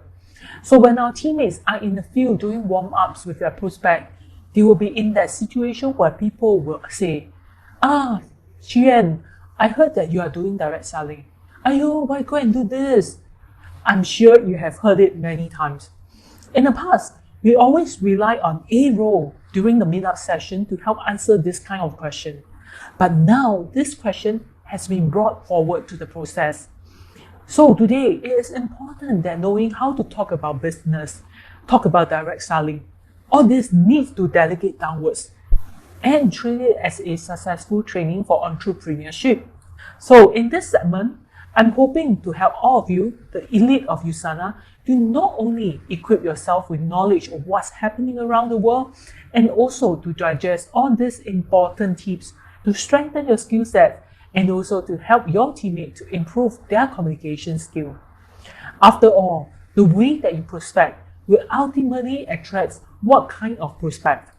If you are talking about products, you will attract consumer. If you are talking about business, it will be business opportunity.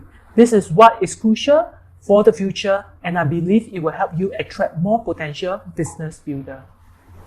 Once we understood and also accept direct selling as the best platform to kickstart our entrepreneurship journey, we will need to start thinking about the action plan that is needed to help us in this Usana journey. Through our hard work and right directions, help us achieve future potential, financial and time freedom faster. So the first thing that I would like to help everyone to clearly understand, what is the core essential of direct selling? The main difference of entrepreneurship taught in school and traditional entrepreneurship from direct selling is that the latter defines success not just on the amount of cash and wealth, which includes status and power. Direct selling empowers a person to achieve a work-life balance, which will lead to a life that is filled with true wealth and happiness. All this, of course, is achieved through a few years of learning and hard work. To simplify, through direct selling, we are not only here just to pursue material stuff.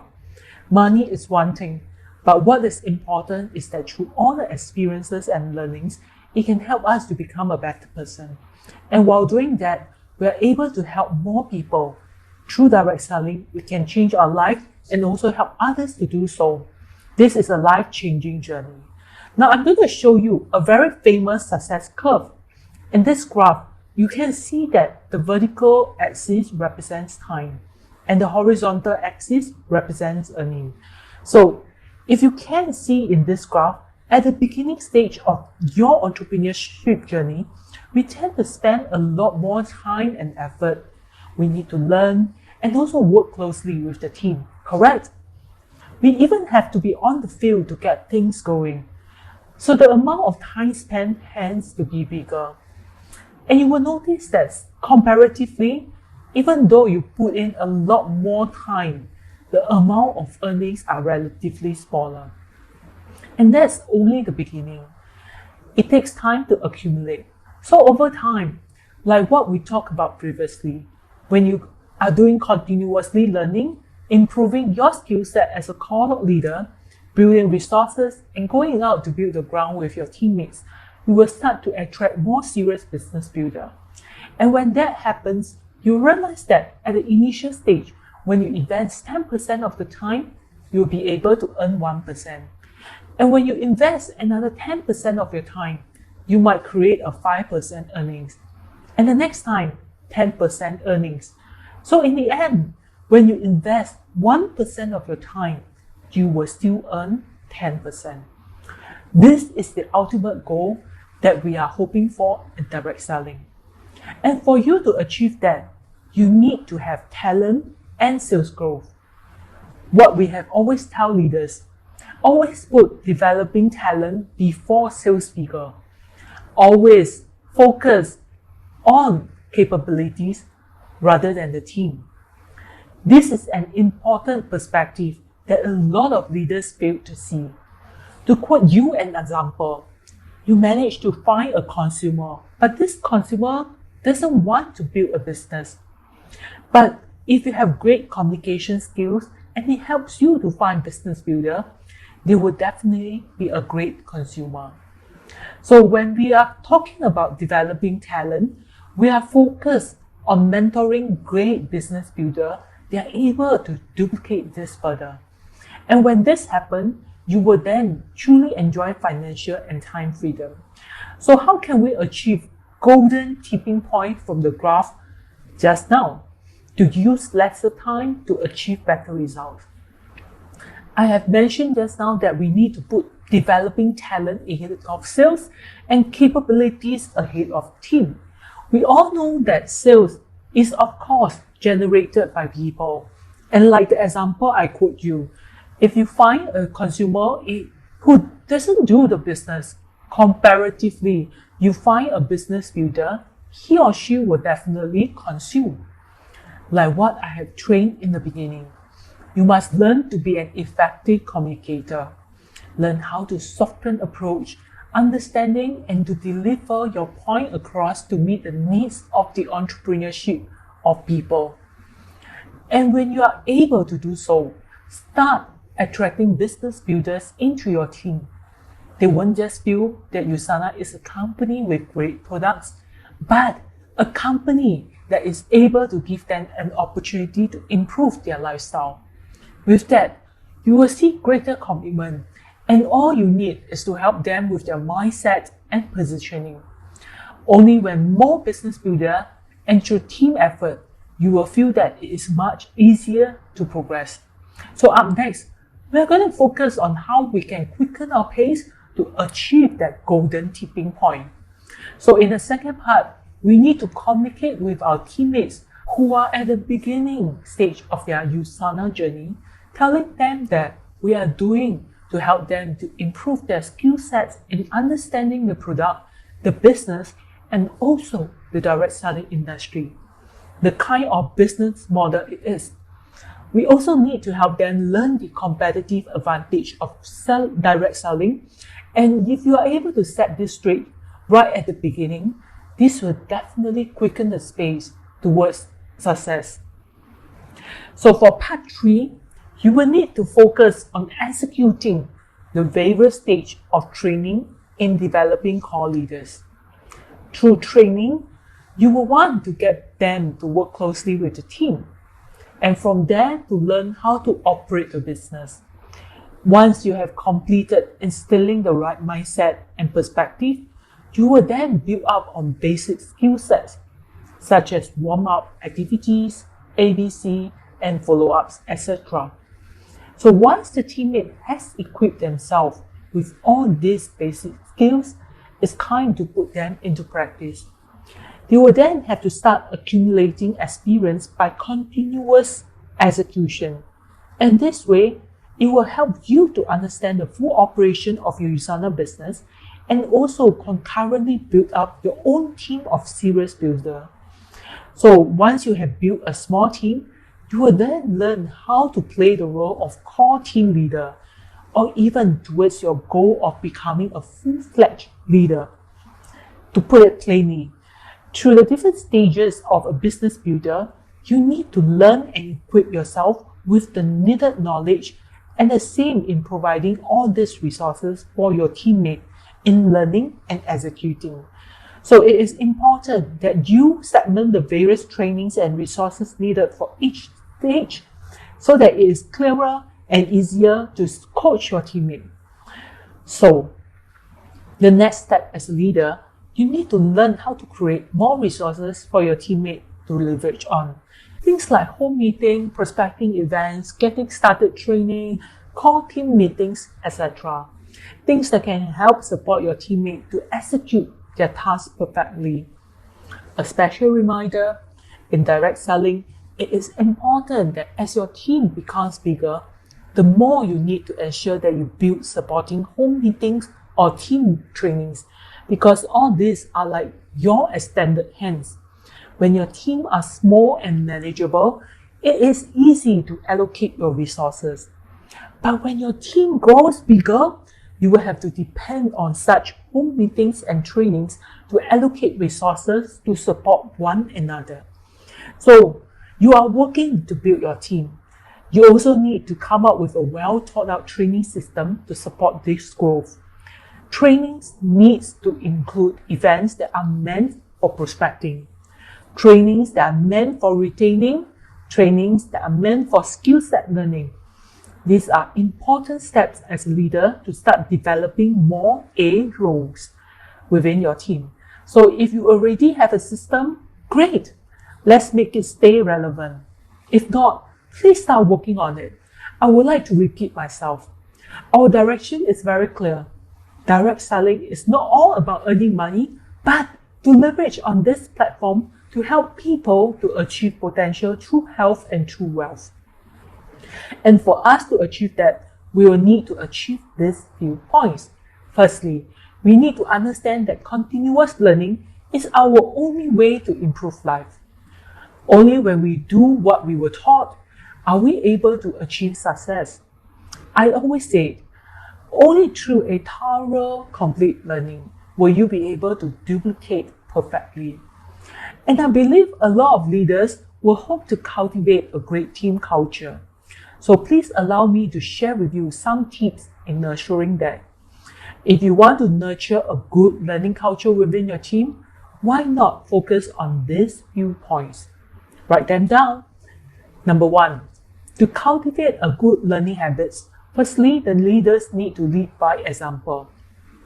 Secondly, which I think is easy for you to execute, will be to continuously share with your teammates the stuff that you have learned on a daily basis.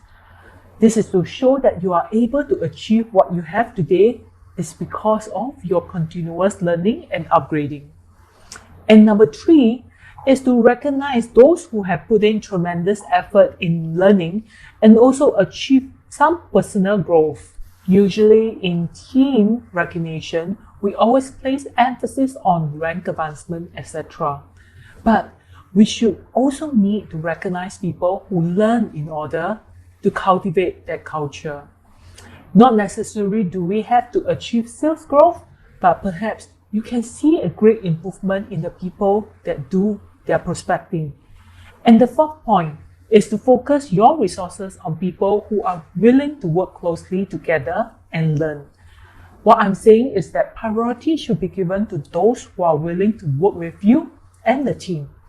And of course, while doing this, you will hear your teammates say, "Aya, only those who are willing to learn." Then they will receive support. Those who do not want to learn will not have support. So realistic. Actually, you do not have to bother about such comments, because it is only through learning and working closely together as a team to develop deeper bonding and mutual trust. And of course, you should only spend time on people who are willing to work closely with you. So just now, we talked about how to lead a team. How can you help those who are good to become the best and those who are not performing to become better? So please treat this as a detoxification process. If those who are willing to work with you, they will definitely stay with you in this business. Those who are not willing and is creating problems, detox them away. So in this summary, number 1 is to lead by example. Number 2, to keep emphasizing the value of learning. Number 3, recognize those who learn and improve. And number 4, to focus resources on those who are willing to learn and work closely together. So if you are able to successfully nurture a great learning culture within your team, I believe soon your team will be able to develop more potential business builder. Now, moving on to the second part. Teach people to fish, but you have to first learn how to fish. What do I mean?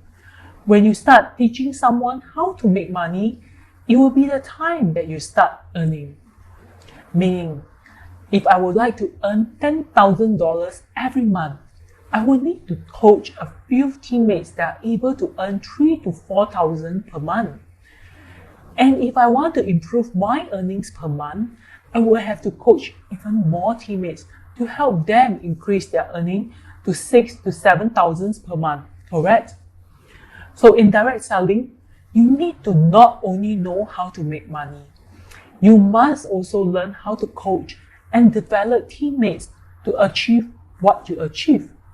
And through proper training and mentoring, to develop capable business builder. Over time, you will start feeling the power of teamwork. Now, let's talk about team. Although sales is everything, but without a team, you won't be able to achieve sales growth.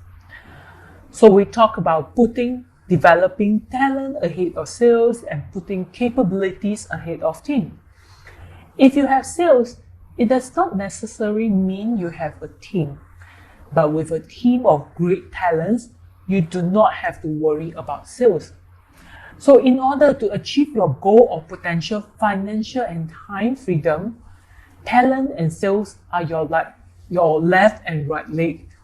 In order to progress forward, the need to achieve a balancing point. So what is important here is to focus on our potential passive income ratio. When we are talking about the source of income in direct selling, we tend to start off with directly generated income, which generated when you invested a lot of time and effort building a team. So such income, we term them as direct income. As time goes by, when your small team start to build up their skill sets and equipped with the essence of business execution, and even when you are not by their sides, you will still see them generating sales. And this is when you realize that your income is moving from direct income to passive income. And as you continue to develop talents, and they themselves are also developing teammates, you will notice that your income will move from passive to exponential income. Of course, to achieve this, the important part is to ask yourself, Are my teammates earning money? And secondly, are their skill sets or capabilities at that stage to help to grow? And to achieve all this, it doesn't mean a leader didn't have to do anything, right? You have to, of course, continue to improve and learn and be willing to and have the capability to help take on roles to build the team. I think if you would like to achieve potential through wealth and time freedom, and to one day putting in lesser efforts than the initial stage to achieve equivalent growth, you would really need to focus your time and energy to groom your teammates. Talk to them, encourage them to come to you with suggestions on how to achieve their goals and not wait for them to tell you what to do. So if we can also cultivate a proactive culture within the team, developing talents won't be a challenge for you. Now let's talk about doing business. For us to achieve our goals for potential through health and time freedom, we need to really define and mold the right business mindset. In many classes, I will always tell my students that when it comes to direct selling business, we need to first understand what is called doing business, what is called building an enterprise, what is doing a business. In the eye of a business owner, what they see is the benefit in front of them. But in the eye of an enterpriser, they know how to look beyond the benefit in front of them. Just like when we set up a company, it is new. Nobody knows about us. Small operation, and we only have a small market share. So we do not expect that company to generate huge profits the moment it starts operation. What is important is that whatever things we are doing now is for the future, for us to take on a bigger market share. That's why you see for many business out there, they tend to suffer a loss at the initial stage. If the company is heading towards the right direction and with the right strategy, you will see the change in 3 to 5 years' time. And in a subsequent year, they will then focus on building up their sales growth year on year. So when it comes to business, we need to be patient and understand that it takes time to build sales. So in direct selling, it is important that we adopt a business mindset that in the beginning stage, we need to view personal growth as something more important than sales growth. So in business mindset, there are a few things that I think is important for us to really emphasize on. The first one, when the customer truly accepts our product, this is when our business relationship begins. What do I mean by that? In my classes, I always share with my students that in direct selling, product is not your tools to generate sales. It is your tool to build relationship with your customers. So the moment when we pass the products to the customers, it does not mean it is the ending. It is only a beginning. What we really want is not the money and the pocket of our consumer, but we are hoping for true continuous engagement with the customer. We are hoping to impart a mindset to help them understand the change that using Usana can give it to them. So for example, they do not have great ambition for their life and only ask for 60%. As long life is stable and I have a stable job, my income is stable. So with the pandemic itself, we are talking about a global issue. You will want to help them develop a sense of urgency or crisis. So regardless of whether you have an iron bowl or a silver bowl, one day it will break. What is even worse is that even the bowl is lost. So what we are talking now is to really emphasize and leverage on our follow-up service to really develop the needs. Build the crisis, the insecurity in them. So as you progress in helping them to develop their awareness, then are we able to convert all this consumer into a business builder. And why I say that your relationship with the customers only begins after they truly accept our products. So this is like a new relationship that you have developed, and through the process itself, we need to keep helping the customers to understand the Usana business. And through Usana, you do not only just get great health, but with the combination of team effort and all the activities that is being done, You feel that this is something that can help you to become a true entrepreneur. So all these testimonials and stories sharing must be continuously shared with your consumer. And of course, moving forward, you can talk about happy things that have happened, positive change that has happened in your life. For examples, things that have changed in your family. You are able to spend more time with them and you get to inspire your family, your children, and people are seeing that change in you. So as time goes, they will be looking at what you are doing, looking at your results, and really taking Usana business as a consideration for their business building. In the second part, we mentioned that sponsoring people is not difficult. What is difficult is to help convert or to build people that you have sponsored into someone like you or even better than you. We often see that direct selling sponsoring is one thing, but to retain the right person is really a true testament of your capabilities. So in direct selling, we often talk about enrollment, retention, education. And these three important things is the core of direct selling. To be successful in direct selling, it is not just about enrolling people.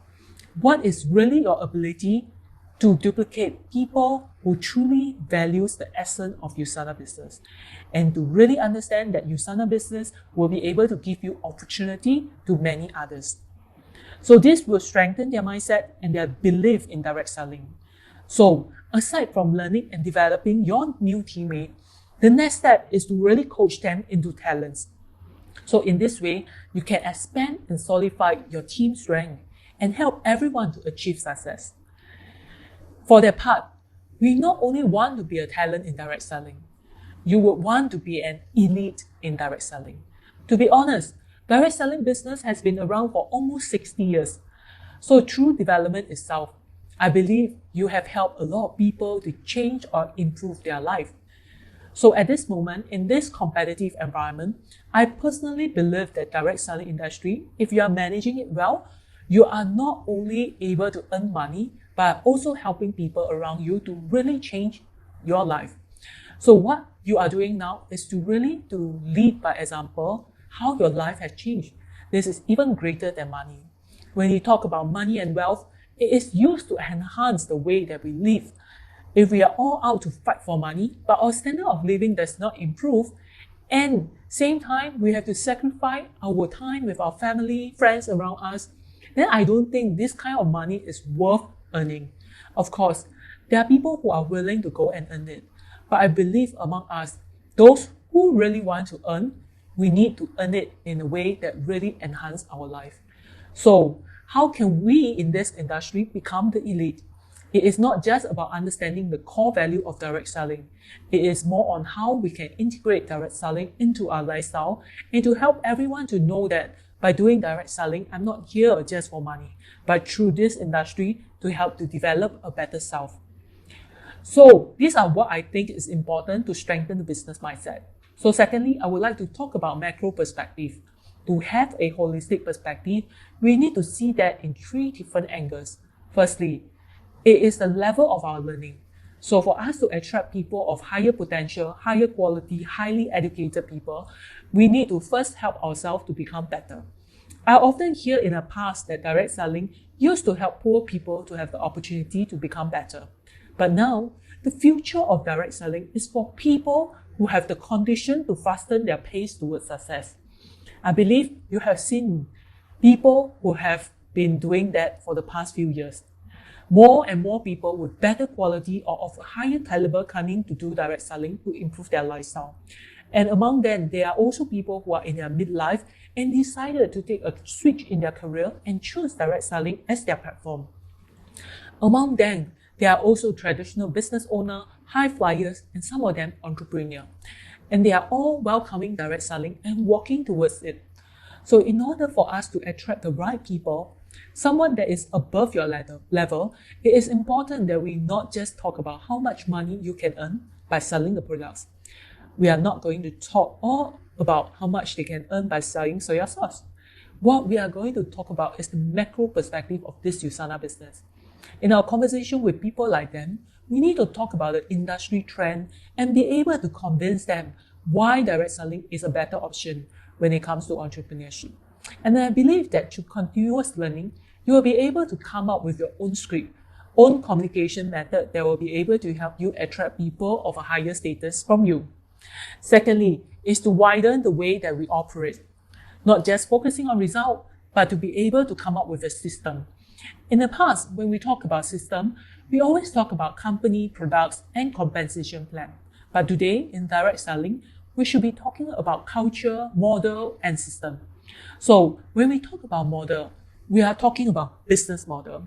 And it should be a business model that is duplicatable, so it has to contain a standard operating procedure. Let me give you an example. When we are coaching new people, we need to firstly help them with their mindset and why they are doing this business, and then help them to understand what some of the resources that is available in a team that they can leverage on. This might sound very clear, but it's too general. So to be very exact, we need to let our people know that the moment when they join, the first 2 months, there are 8 weeks or 56 days, we need to let them know that during this period, they have to attend all the training, all the activities, and all the meetings. And the next step, they must use the products. So once this is done, then you will talk about listing contact and how to strategize, how to filter your name list. So when your instruction is very clear, for example, list down the contact of people that you are able to contact, regardless whether they are going to buy or not to buy, or whether they are going to do the business or not. Just list them down. So right after we finish, then we will invite someone with a good experience, which is most probably your upline, to help you prepare and go through the name list. So what we will do, we will then segment the people in there. Namely, those who are willing to do the business, they will be in group A. For those people who are experiencing crisis, but they still need some warm-up, they will be in group B. For those people whom you have known for a period of time, but they are not too close, or people who are a bit stubborn, we'll place them on group C. So these will be people who we consider as a long-term consumer. So after analyzing the name list and sorting them out into A, B, and C, then the new people will be able to go back and go through the list and start acting on it. What I've just shared is a very simple method of sorting out name lists. So this is a concept of a system, which is something that a new person join can follow. Everyone will use the same model and duplicate it to teach them how to list their name list. And if everybody will be able to follow the system and start acting on it, we can ensure that success will be the same, or when things were to go wrong, we know where to pinpoint and find out the problem. So a lot of times when we were coaching our new people, we realized that, hey, how come I have been teaching, but why is it that my teammate is not able to fully understand what I'm trying to teach them? The main reason is because most of the time we are actually teaching based on experience, but we did not convert our experience into simplified step-by-step model for them to follow. And it is only through having a step-by-step model will our teammate be able to follow and learn. So if this system is not complete or done well, it is very hard for you to duplicate successful leaders within your organization. So what I have just said, please go back and think through and look through your own system and how you can strengthen and improvise. Now for part 3 is to deepen the team culture.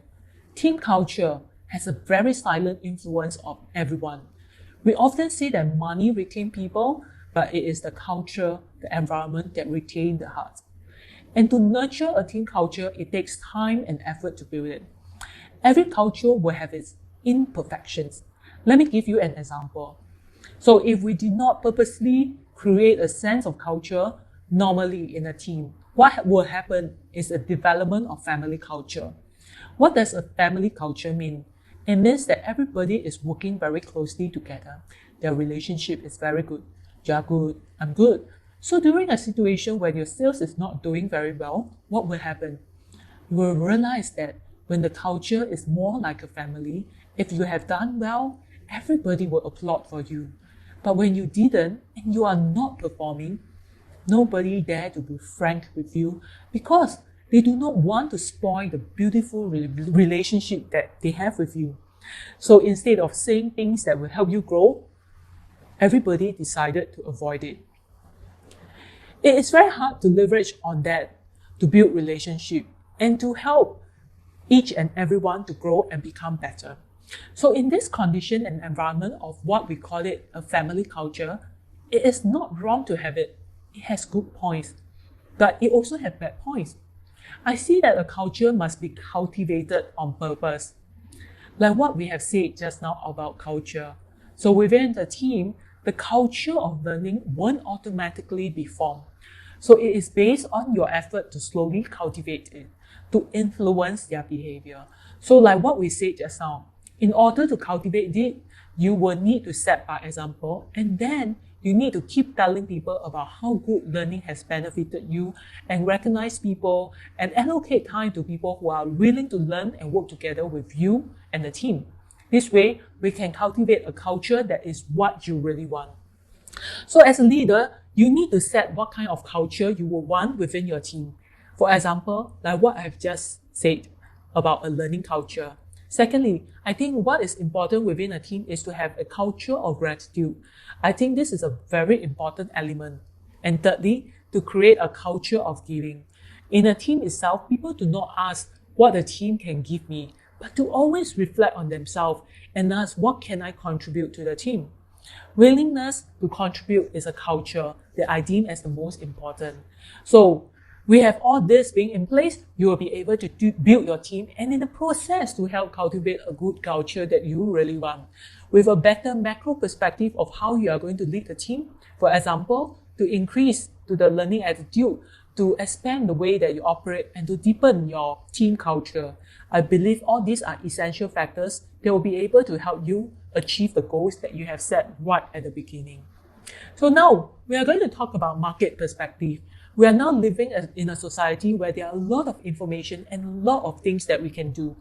So right at the beginning, I have mentioned that communication now is so fast that people who are at the front line while they are doing warming up are being asked by their friends, why are you doing this business? Why do you go and do direct selling? What's so good about direct selling? In the past, we would think that our new people would just need to know about the product itself, correct? They just need to share about testimonies, their changes, and that's all. But if you have knowledge of the current market, you will know that things have changed. People now, because of the pandemic, their needs have changed. They are starting to see in a different perspective of their life, and they are now feeling a sense of uncertainty. In fact, they are now looking for opportunity. In their mind, they could have been thinking that direct selling might be the way for them to achieve that. So all those negative feeling or perspective, they just need you to provide some professional communication to help them adjust their mindset so that they will be able to take on this industry itself. So like what I say, if a new person himself is not confident about direct selling, or they are still very unclear about the true essence of direct selling, even they themselves are not able to recognize this industry. When they are in the field to talk to people, they are not able to 100% achieve their objective. They are not able to attract people with huge potential or business builder to join them. So what we need to do as a leader is to really help them to strengthen their knowledge on the market itself and strengthening their skill sets, delegate communication process to help them to equip themselves with the skill sets to talk about why direct selling and why Usana. In part 2, I think that the direct selling business has evolved from material needs to improvement of their lifestyle. And subsequently, it started to evolve into personal growth, especially their mindset upgrade, in my opinion. I think everyone around the world, they are entering into a stage of self-awakening. Direct selling is not about earning money or to gain power. I feel that humans now really need to maximize the last few 10 years that they have to really quicken their pace to achieve their potential through wealth and health, and also to help people around them to achieve what they have achieved. So throughout the whole process, they are not only achieving personal growth, but they are in the path of becoming a greater mankind. I think what really differentiates us from other traditional entrepreneurship model is that while everybody is talking about how to earn money, we are actually teaching people how to achieve potential financial and time freedom while having a work-life balance, and this can be achieved through Usana. So even if you have money, you do buy up a whole hospital, but you are not able to buy your health. So the same thing, you are able to buy a beautiful house, but you are not able to buy a happy family. What we are saying here is that through direct selling, it is able to give you things that money cannot buy. This is what I believe the reason why direct selling has been able to sustain for more than 60 years. Direct selling is not just an improvised version of traditional business. It is actually a trend that is moving forward. I won't even say it is a trend because it is currently happening in this society now, like what I have mentioned to you right at the beginning. There are so many new business models that is appearing. For example, online selling, Facebook Live, blog shop, micro businesses. They are all removing the middle part of the supply chain, and they are putting focus on relationship building. So in other words, all these are actually direct selling. Businesses are now basing the model of direct selling to improvise what they have at this moment, because only through direct selling will you be able to minimize your capital, and only through direct selling will you be able to create huge value-added services. This is the reason why a lot of traditional business, they are trying to shift into the same model of direct selling. So with the culture and environment shifting towards direct selling, I believe that a lot more people will realize the benefit of it. This is a great opportunity for us to change the mind that people have all about direct selling. In summary, we have talked about two broad topics for you to go and discuss further among your team. First, it is to think about the way that we are operating for you to move towards the golden tipping point. With my increased net sales and the time effort that I put in, is it getting lesser or is it getting more? If it is getting more, you need to rethink about your current model and to really put talent before sales. And like I said, we need to balance two parts. You may need to make some adjustment and focus on time to strengthen the skill set of your teammate, and also to provide them with more resources to help them to become a better team leader. Do not focus on just creating some sales. Spend time on developing and coaching people to become great leaders. So as time progresses, believe me, you will be able to reach the golden tipping point much faster than you think. At that time, you will realize that the time spent is getting lesser, but you are still able to generate the kind of results that you wanted. If this is not the case, then you have to keep fine-tuning your strategy and the way of doing the business. So, what exactly can we do to achieve the tipping point in Usana? Firstly, we need to find the right teammates who are devoted and believe in the business. But do remember this, having result is indeed important, but in order to grow your team efficiently, we always have to put the doer before result. Never be shy to give praises, recognition, and give our best support to help them start off the business right. Sometimes, some people might say that we are biased or we are only focusing on certain people, but to be honest, focusing on the right one isn't something bad. And to achieve the freedom that we want, there are three perspectives that we need to keep in mind. Number one, the career perspective. The direct selling industry is not about quick money. You need time to build your base and convert negative to positive wins.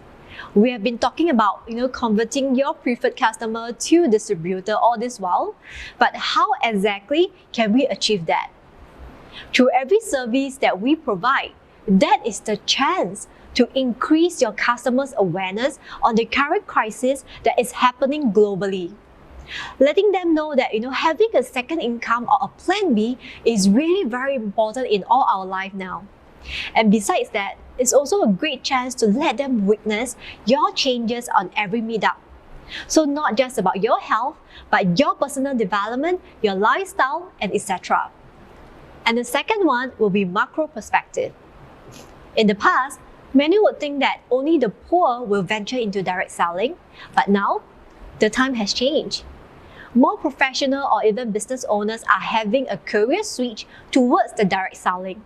So, we have to keep learning to improve ourselves so that we can attract a different group of people who are more knowledgeable and leadership type into our team. And to achieve a successful duplication in the team, we need to adjust our teaching method to really simplify our experience and our ideas so that our new teammates can easily follow and understand. Lastly, will be the market perspective. Knowing how to share why direct selling and why Usana is a basic skill that every one of us need to know. Remember this, The current trend has changed. It's no longer about money or even some materialistic attraction. More are actually looking at personal development or even the chance to give back to society. So, we must find out the prospect hot button before we start sharing with them. So as we start to understand how direct selling is able to help us achieve potential true wealth and time freedom, and what is needed to help us achieve this success, so now we are going to talk about how we can fasten this pace. Of course, it is to become a Gold Director. Gold Director is one of the most important milestones in your career itself. It is also deemed as the start of your success. Achieving Gold Director is not mean you are already successful. So the first goal when you first started your business is to max out your business center in the shortest time ever, using the most effective method. So from the first 8 weeks, which is 56 days, we need to quickly become a premier platinum pay setter. So it is important to help our teammate to clearly understand how to operate to become a premier platinum pay setter. So secondly, through these 2 months, to help our people to quickly understand the business operation and what are some of the important factors to take note to have a stronger synergy within the team. Next, we will then move into putting things into practice. So with more business builder that is entering into your team, you'll be able to have more people to help service your consumers. This is one of the ways for you to build a stable growth within your organization. So as time progresses, I believe that within a week, you will be able to start off steadily and then progress as we move forward so that we will be able to achieve a max out of 5,000 on your left and the right. And with that, you will become a Silver Director. So what we need to do next is not to rest. We need to make sure that we stabilize our earning as we continue to march forward. So after achieving Silver Director, we have to make sure that for 4 consecutive weeks, we are able to achieve a steady income of 1,000 each. Then we will become a Gold Director. And becoming a Gold Director is something that is important in your business itself, especially for all of you who are watching and listening to me at this moment. So regardless what is your journey or what is your next step moving forward, if you want to become a Ruby, Emerald or even a Diamond Director, I think the foundation here is that you must be able to duplicate whatever that you have done to become a Gold Director and apply them to your next business center. So regardless of what rank, the basis is that you must learn how to stabilize and build your team. And to stabilize your team, you really need to clearly understand how to operate your business so that when it comes to duplication, you are able to achieve 100% effective duplication. So now we're going to talk about the different procedure and strategy to lead a bigger team and a smaller team. Usana is a binary system. There is a left side and the right side. You will realize that after doing your business for a period of time, it is impossible for you to achieve a balance between your left and the right side. So this is what we call an elephant leg. And of course, while we are building our bigger side, we want to make sure that it continues to grow and flourish. But we will also need to focus on the smaller side to make sure that the number of business builders that is in it continue to grow bigger. So the true essence here is to achieve a balance.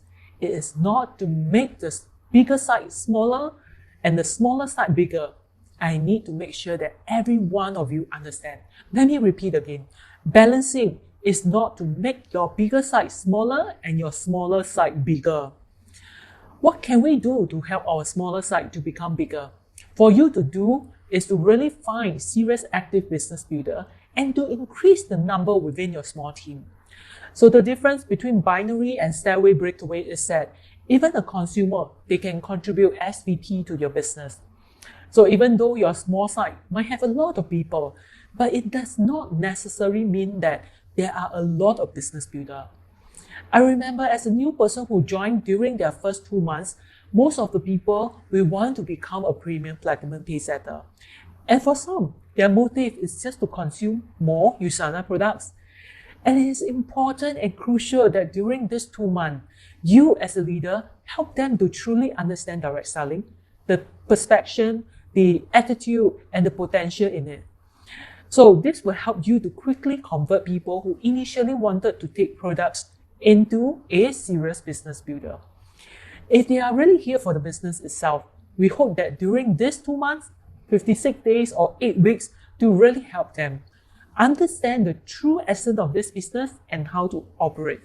And in these 2 months, I will definitely help them with getting started, accompany them to do a lot of things. So regardless whether it is your left or right side, it is important that we continue to develop such business builder. Only with proactive serious business builder will you be able to develop your small team into a bigger team. So what's good about your business is that if it's small at the beginning, it still has the potential to grow bigger. You are not stuck there forever. And if you want to be in this business for a period of time, you will realize that your left side and right side sales and people development are not always balanced. Then it is crucial that you relook and adjust your strategy as you move forward. And one important perspective that you need to adopt is that having bigger sales doesn't mean that you have a lot of talent. Even though your right side may be bigger, seems like it is stable, but if you really look at it, you will realize that most of them are consumer. It is true that they may give you a more consistent consumption, what we call as repeat purchase. But you will realize that even though it is stable, but they are not able to give you that exponential growth. Am I correct? Consumer will not actively help you to prospect and refer. That's why consumer is not able to quicken the pace of the team to help you achieve exponential growth. So having bigger sales doesn't really mean you have a lot of serious business builder. And to help you to achieve that, you need to really focus on getting started, training, or new distributor orientation. So right at the beginning, we also talk about indirect selling. To be able to enroll someone is one thing, and to be able to retain somebody is a true testament of your capability. So once you enroll someone, the next thing that you need to do is to retain them and to educate them. Comparatively, I feel that moving forward in the near future, they will become more and more important. So while we are developing our team, we will realize that when we compare the sales generating from the left side and the right side, there will definitely be one side that is doing better. So if I want to move up rank, for example, I should be paying my attention on growing my smaller side. Because if I were to keep growing my bigger side, my small side will never catch up. I will never be able to achieve a good balance. So if one side is like an elephant leg and the other side is like a small chicken drumstick, I think we need to really think about how we can allocate our resources to help achieve a better balance. So when it comes to guiding and mentoring the big side, we need to understand that they already have a perfect system. They have so-called team leaders to guide them, and their communication platform is wonderful. So in order to lead them, what you need to do is just focus on the direction and giving them that framework and holding them accountable. But when it comes to building your smaller side, you will need to be more detailed in how you guide them. So what do you need to focus on? You need to focus more on details. You need to focus on the process. So for the bigger side, you focus on direction, focus on framework, you focus on results. Basically, it's really to have a macro perspective for the bigger side and to learn how to empower or to delegate. So this will give them a greater opportunity to develop themselves and grow into a bigger leader. When it comes to leading the big side of the team is to really just attend their major activities. But when it comes to the smaller side or the smaller team, you really need to be very hands-on and dive into how they execute, how they operate, how do they hold their event, and even to accompany your teammate to do their events. But when it comes to bigger side or bigger team, we just need to understand their overall perspective, what do they wish to achieve, and that's all. So how can you help them? For bigger team, it is really to help the team to set short, middle, and long-term goals and to understand them, understanding how they are doing it, their progress, and their plan. So your role here is to really support them and groom them into more A roles and have the core leaders to take up more responsibility in ensuring that the team operates effectively. Simply put, it is to help the bigger side to become more stable. And once they are more stable, teach them the techniques of creating sales and help them to understand that to generate sales, they need to depend on large amounts of action. So now I'm going to talk about the success rate of closing and then the closing dollar amount. So when we are talking about dollar and cents, what we really need to focus on is the number of actions. how many Walmart did they do, how many people do they meet, and what are the closing rate. So for example, if they were to say that for every 2% they will be able to close one deal, so the success rate is 50%. So you need to understand this success rate and help them to improve it. And the third part is to really understand the closing dollar amount. So when you feel that the team is progressing and becoming stronger or more capable, then it is time for them to push for 3 business center. Of course, it must depend on the capability of the person. So with the team progressing and everyone is achieving great sales, their confidence level will increase. And trust me, it will influence their closing rate. And be more daring to push for 3BC. So when your action increases, success rate will be higher. And imagine with the dollar amount increasing, you will then be able to build a more stable growth. Of course, we have talked about how we should operate on the bigger side, and now we are going to talk about how we are going to manage the smaller team. So in your left and right side of your business, there tend to be a smaller group of people. The smaller team with lesser people, and their progress of building their team is much slower. So for this part, our recommendation is that you develop a core team leader within the team itself. So let me briefly explain. How does a small team should operate? For the first part, you need to have a core team, and this team can be made up of 6 to 8 people. And of course, in a team, there will be a team leader. For example, you can be a team leader. So within it, there will be 3 to 5 teammates, in total 6 people. And with me, I will become their advisor in the business itself. So in total 7 people. So we have just formed a team of 6 to 8 people, which is a core team. So we will come together and make it a point that every week we will hold 2 home meetings. And during this home meeting, we are not going to do it consecutively. We're going to set it, for example, the first one will be on Monday and the next one will be on Thursday. So in between, we have a rest day or 2 to 3 days. And every week, we will have home meeting twice.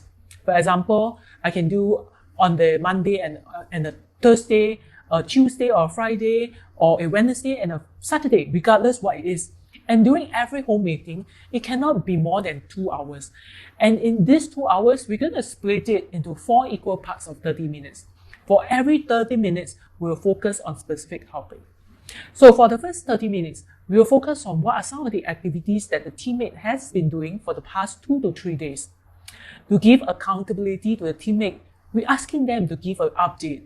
Things like their closing rate or things that they have done, for example. How do they actually go about doing warming up? How do they invite? How do they communicate? If they were to meet with any problems, how do they actually resolve it?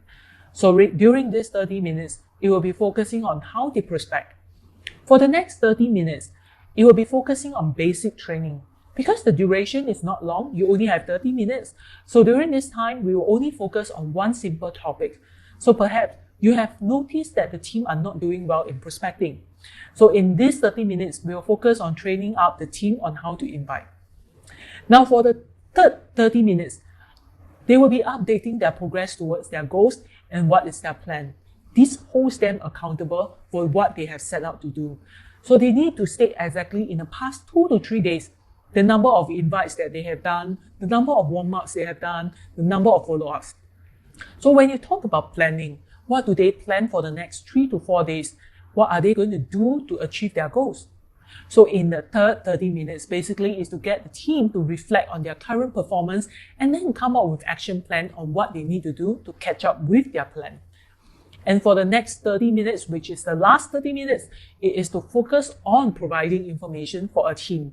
So for example, if the bigger team is holding a recognition event or the company has some activity, contest or promotion, during the last 30 minutes, it is to really inspire and spread this information to a team to teach them how they can leverage on all this exciting news. So this is what we call a core team meeting. In the past few years, we have been helping a lot of teams to help them to form core teams. The main objective is to improve their operation. I think this has a very good advantage because as this core team starts to go into operation, it can help the overall team create a very strong momentum. Secondly, it can also help to develop and identify more new talents within the organization and an opportunity to groom them into one. So up to now, I would like all of you to really think through whether if you did operate it in this way. If you haven't, it's time to set up to do it. So we have talked about how to really help teams to build their market. Aside from giving them the resources that they need, we need to increase their action. And from there, we will also need to support our smaller team to develop further. Just now, I've talked about how you can help them to kickstart their core team by getting them to report their action plan and their scoreboard. So in this process, they need to be very detailed to really identify how many people they have met, how many warm-ups they have done, and how many deals they have closed. This had to be done on a weekly basis because our commission is paid on a weekly basis. We need to cultivate a culture of doing the business on a weekly basis. We are different from traditional business. Traditional business will only care about their monthly sales target. So you will notice that those who are in big corporation doing sales, they have the habit of pushing for sales only on the last week of the month. But over here, we are talking about weekly commission. It is important that we continue to motivate our people, bring out their talent, help them to do their business. When their earnings keep growing in every week, you will generate that kind of momentum that you hope to see within your own organization. So for the last part, we have been talking about how you can, through companionship, strengthen the belief and confidence, especially to a smaller team member. Just now, when I talk about helping the small side or the smaller team, what we need to emphasize is to make sure that they plan well, their process and all the details. We will also need to make sure that they are progressing well. So for the bigger side, bigger team, we just need to focus on their direction, the framework, their goals, and the result. At this stage, if you are supporting your small team leaders to activate, you'll be able to identify a few potential teammates to work with. So you will tell them that every week, you will need to continue to invite people. And it's important that we amplify our action and to focus on personal sponsoring as much business builder as possible. And this is the ultimate goal of our team, and to find as many business builder as possible. When the people were to join, for example, last week, you will have enrolled some new people, and next week, you have to start training all these new people. And the next week, you will need to make sure that you hit your enrollment target again. You realize that you will not be able to fulfill both sides of the world.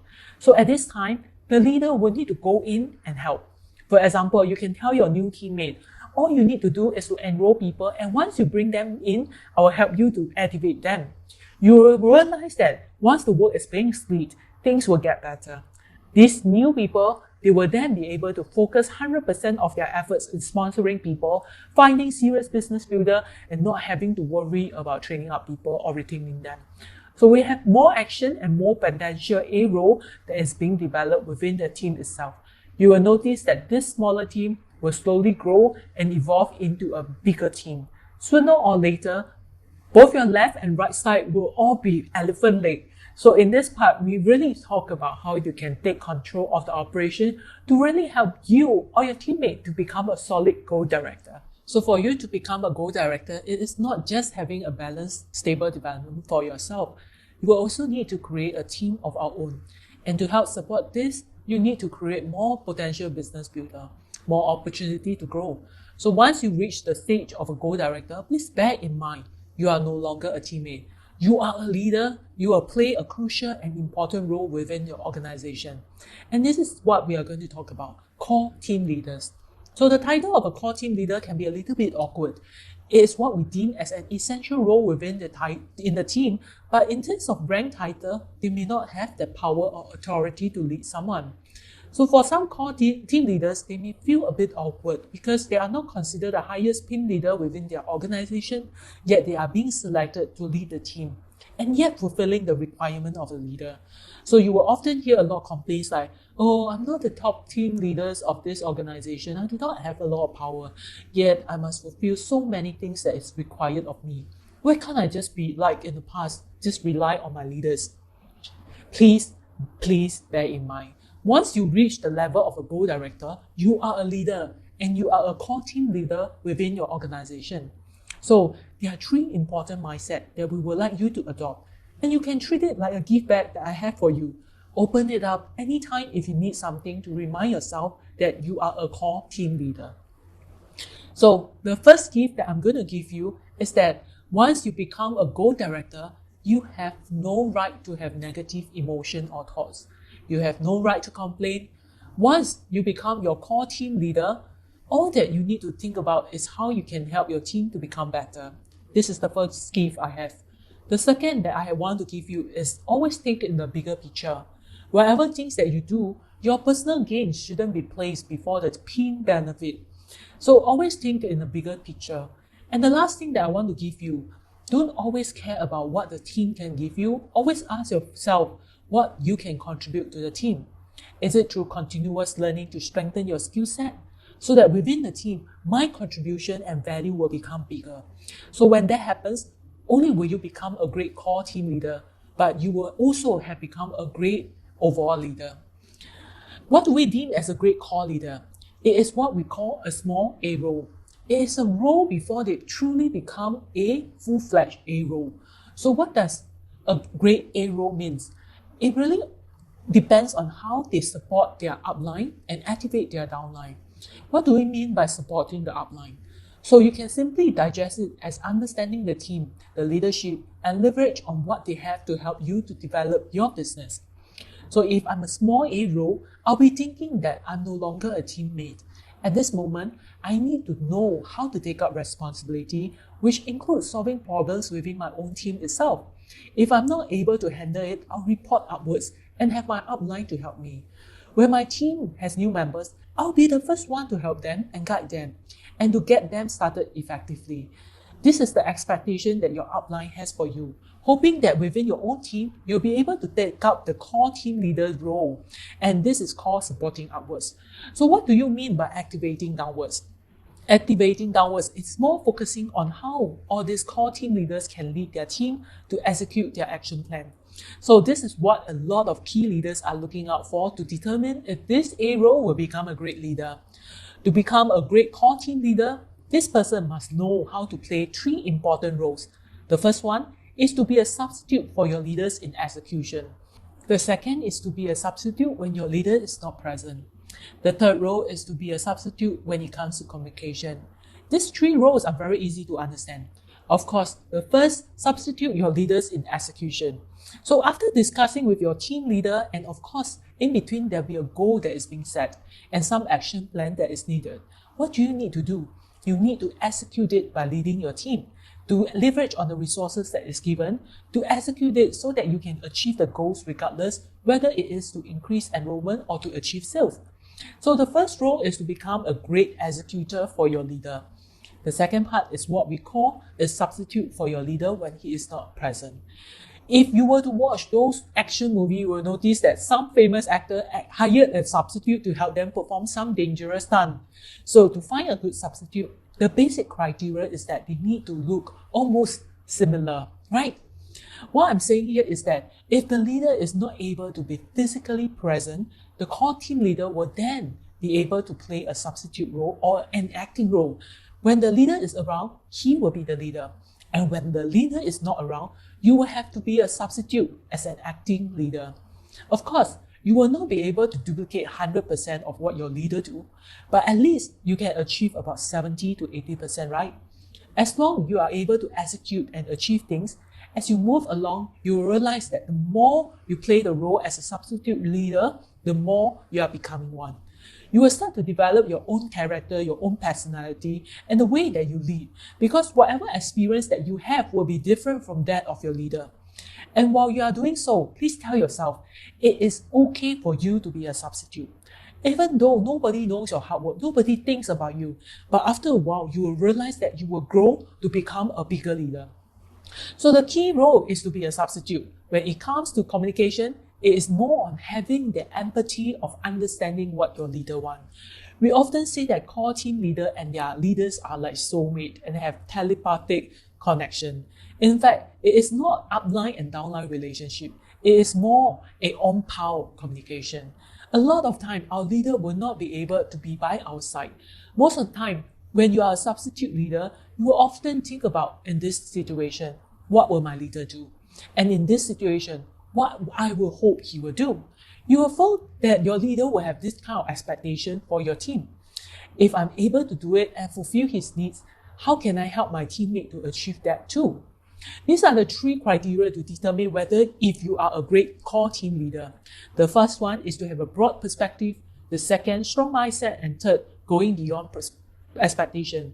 For broad perspective and strong mindset, Basically, it's more about their perspective. We often hear people saying that they do not want to be the soldier of the commander. And I believe that every soldier, their heart, they have a dream of becoming the commander. And even though we are the core team leader, we have been putting in a lot of effort to conduct home meetings, events, and just to be by the side of our leaders. We feel that we are just playing a very small role and often ask, why are we not given the limelight? Why are we always the one that is giving, contributing behind the scenes? But we all know very clearly that this is for us to build our foundation.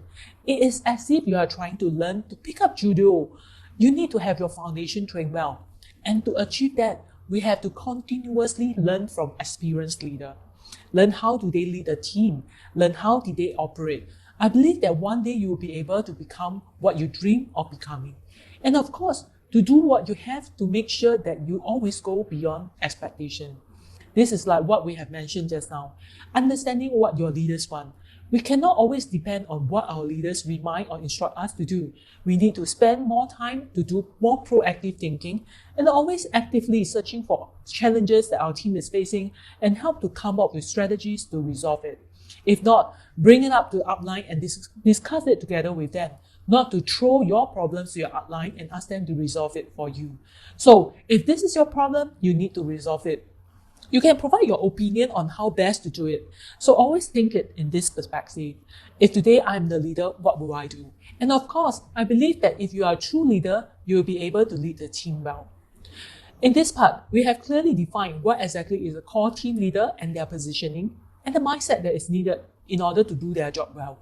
So next, we are going to discuss how to become a great core team leader.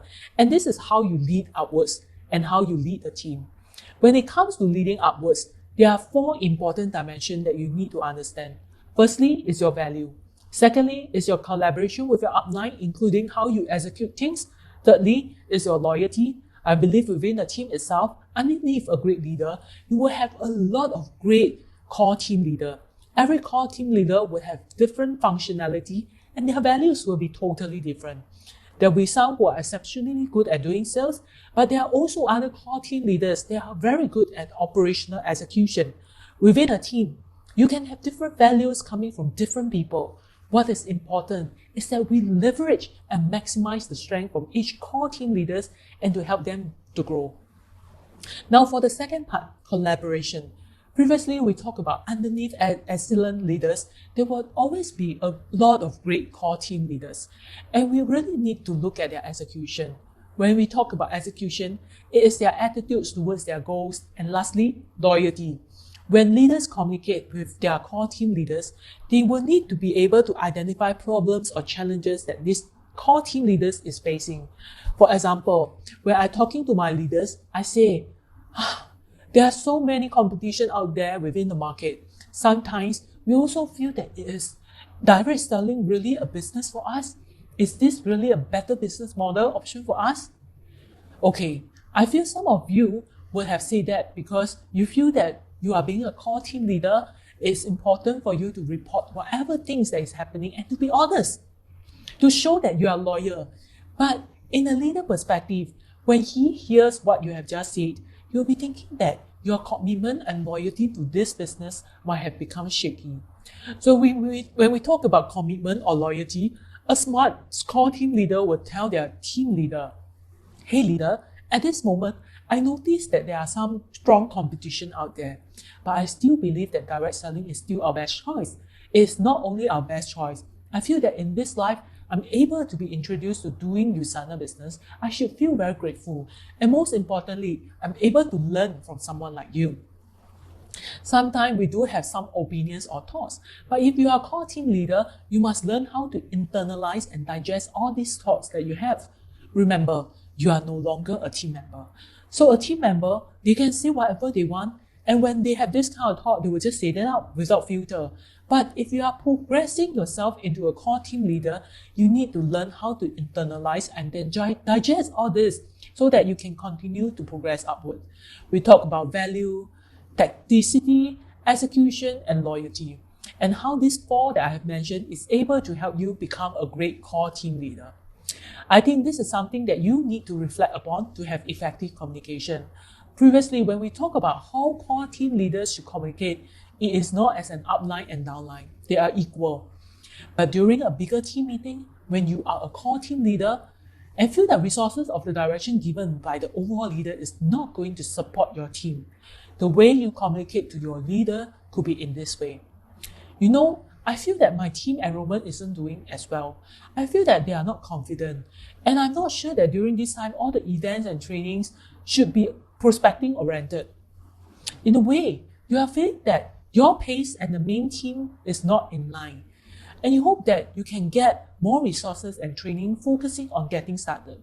So at this point, you need to learn how to have a more effective communication instead. I will put it across in this way.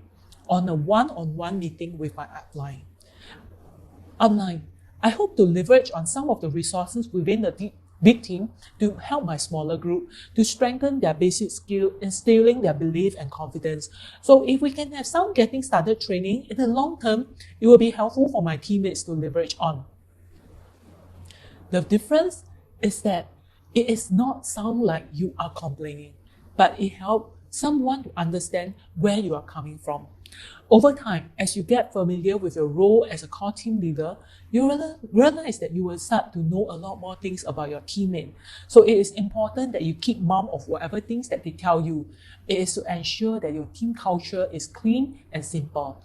Make sure that the more things you know, the tighter your lips must be, because you do not want to create unnecessary gossip within the organization, and it will become very unhealthy and complex.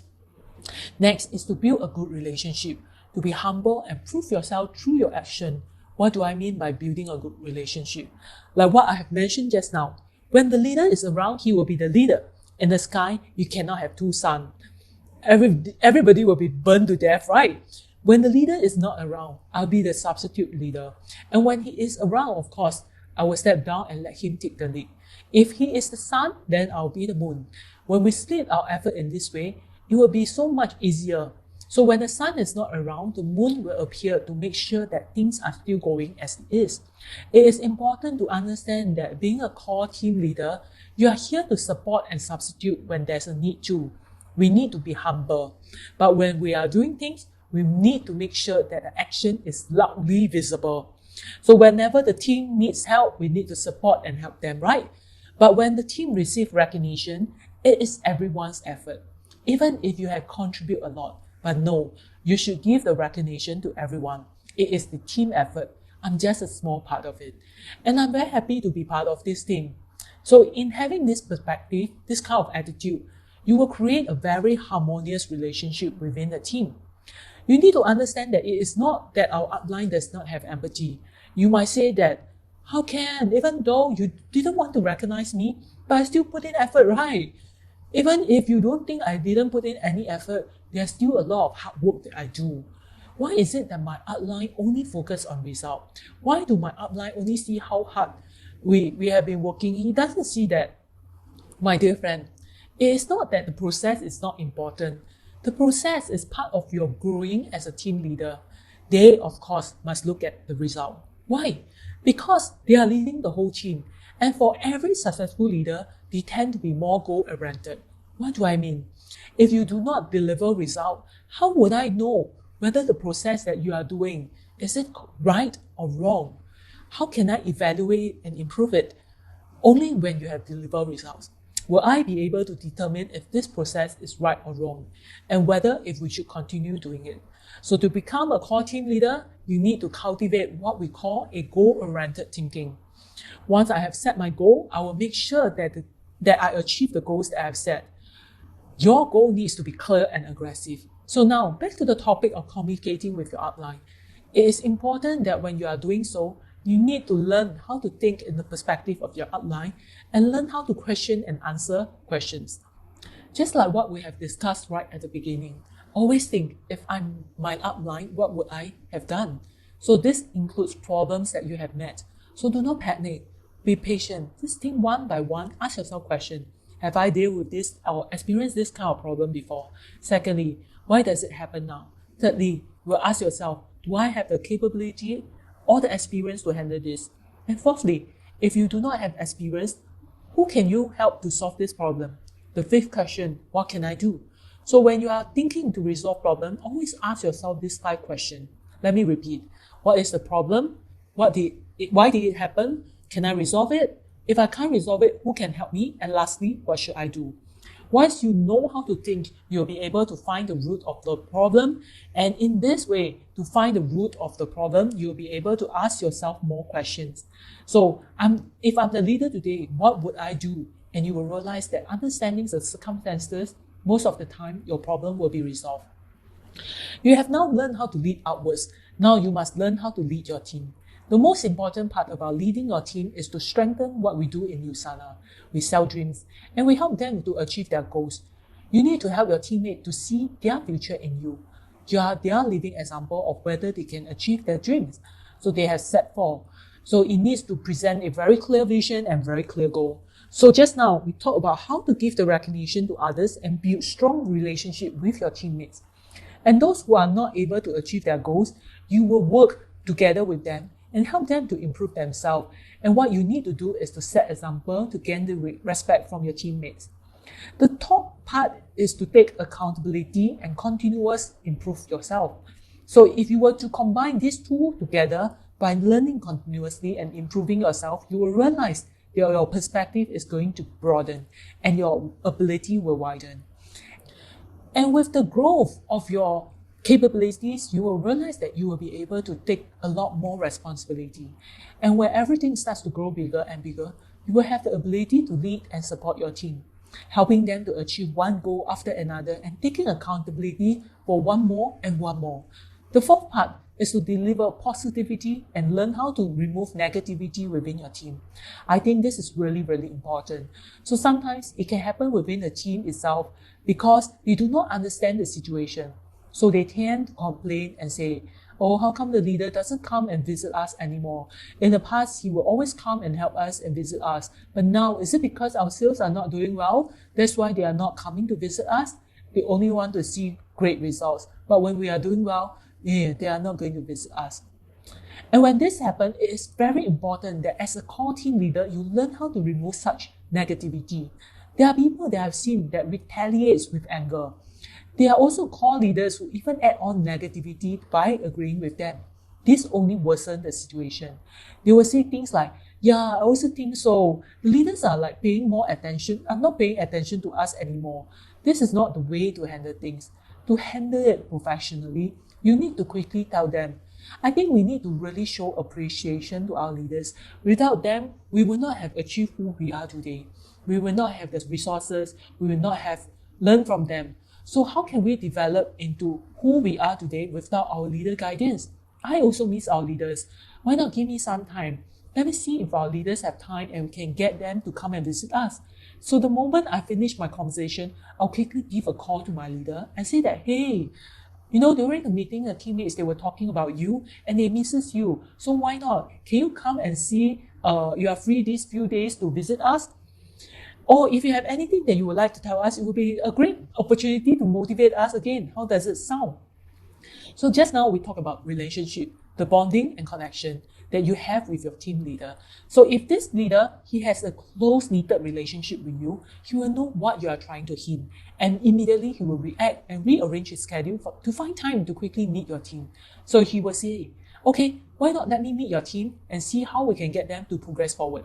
It is very common within your team that you will experience complaints or negativity. But you, as a role of a core team leader, is to really stop such negativity to spread. I think this is very, very important as a core team leader. Once you met this kind of situation, the first thing that you need to do is to make sure that the respect for the leader is upheld. Okay, so now for the last part. Leaders are not born, they are made. Once a core team leader is continuously identified within their organization and subsequently finding the next team leader that can be business builder, it is important that in this cycle to really solidify their attitude, their mindset, and their positioning. Help them, develop them, mentor them, or coach them into becoming your next goal director option. The cycle of continuously identify potential business builder and continuously coach them to become better business builder and developing them into your core teammates. This is a true essence and a key role of a core team leader. So now we learn how to develop a core team leader. Next, it is important to understand the role of all these core leaders in the field itself. Like I have talked about how to execute and also understanding our team leaders' expectation of us. In this second part, we're going to talk about how we can assist our new people to effectively get started. In other words, how can we coach them and accompany them? Of course, we usually always say that to activate a new person, we just need to take control of certain important factors. The first one is their mindset. The second is their business positioning. Number 3 is to really help them understand the operation. This is what we call getting started or new distributor orientation. And the first 3 things that we focus on. Firstly, let me repeat, mindset, positioning, and how to operate. So once they are okay right at the beginning, and as we move forward, we can get them starting into putting things into action and really help them to build up their basic skills. Once we have taught and trained them on all these essential skills, we will then accompany them and coach them in the field itself. Previously, we talked about establishing core team. A core team is actually the smallest unit within the big team itself. So what they really do is to focus on the execution part of the business. And it usually comprises of teammates who are really keen in this business. Talking about this, I would like to instill a belief, a mindset in everybody here. I believe in a lot of teams, this can be a very common mindset. As you all know, we are in a binary system. So in a team that works in a binary system, they tend to experience a behavior of focusing on the level and not the generation. So let me elaborate further. So regardless of whether if you are a consumer, you are a business builder, or you are just a retailer, if you have a position, we will identify that as a level. So within your own organization, you will see that right below you on the first level, there is a business builder. On the second level, there's a retailer. And as you move forward on the third level, there is another retailer. On the fourth level, it will be a consumer, and the fifth level is a retailer, and then the sixth level is a business builder. So as you move down your line, as you place people below you, you realize that there is a level of people underneath you. So this is what we call level. When we talk about generation, we are looking for the next generation of business builder. For example, just now we talk about the level 6, which is a business builder. So this guy will be your first level of business builder, the first generation. So in my mind, if I look at my whole organization, I will have a compressed perspective so that I will only look at the whole organization based on the generation of business builder. When it comes to forming a core team leader, it is not based on the level, but based on the generation of leaders that you have on your left side and on your right side of the organization. You need to find at least 2 to 3 who are business builder. And you need to build the first generation, the second generation, and the third generation. They may not be in your first level, second level, third level, but they could even be in your 10th level. But as long as they are a business builder, you identify them by their generation. Once you identify the right person to be in this business, you'll be able to find out that they are more willing to work closely together with you, and they have referrals and commitment. And commitment is very, very important because only when committed will you be able to help them to get started. When we are forming our core team, it is important that we really go and look through the generation of business builder that we have identified and group them together.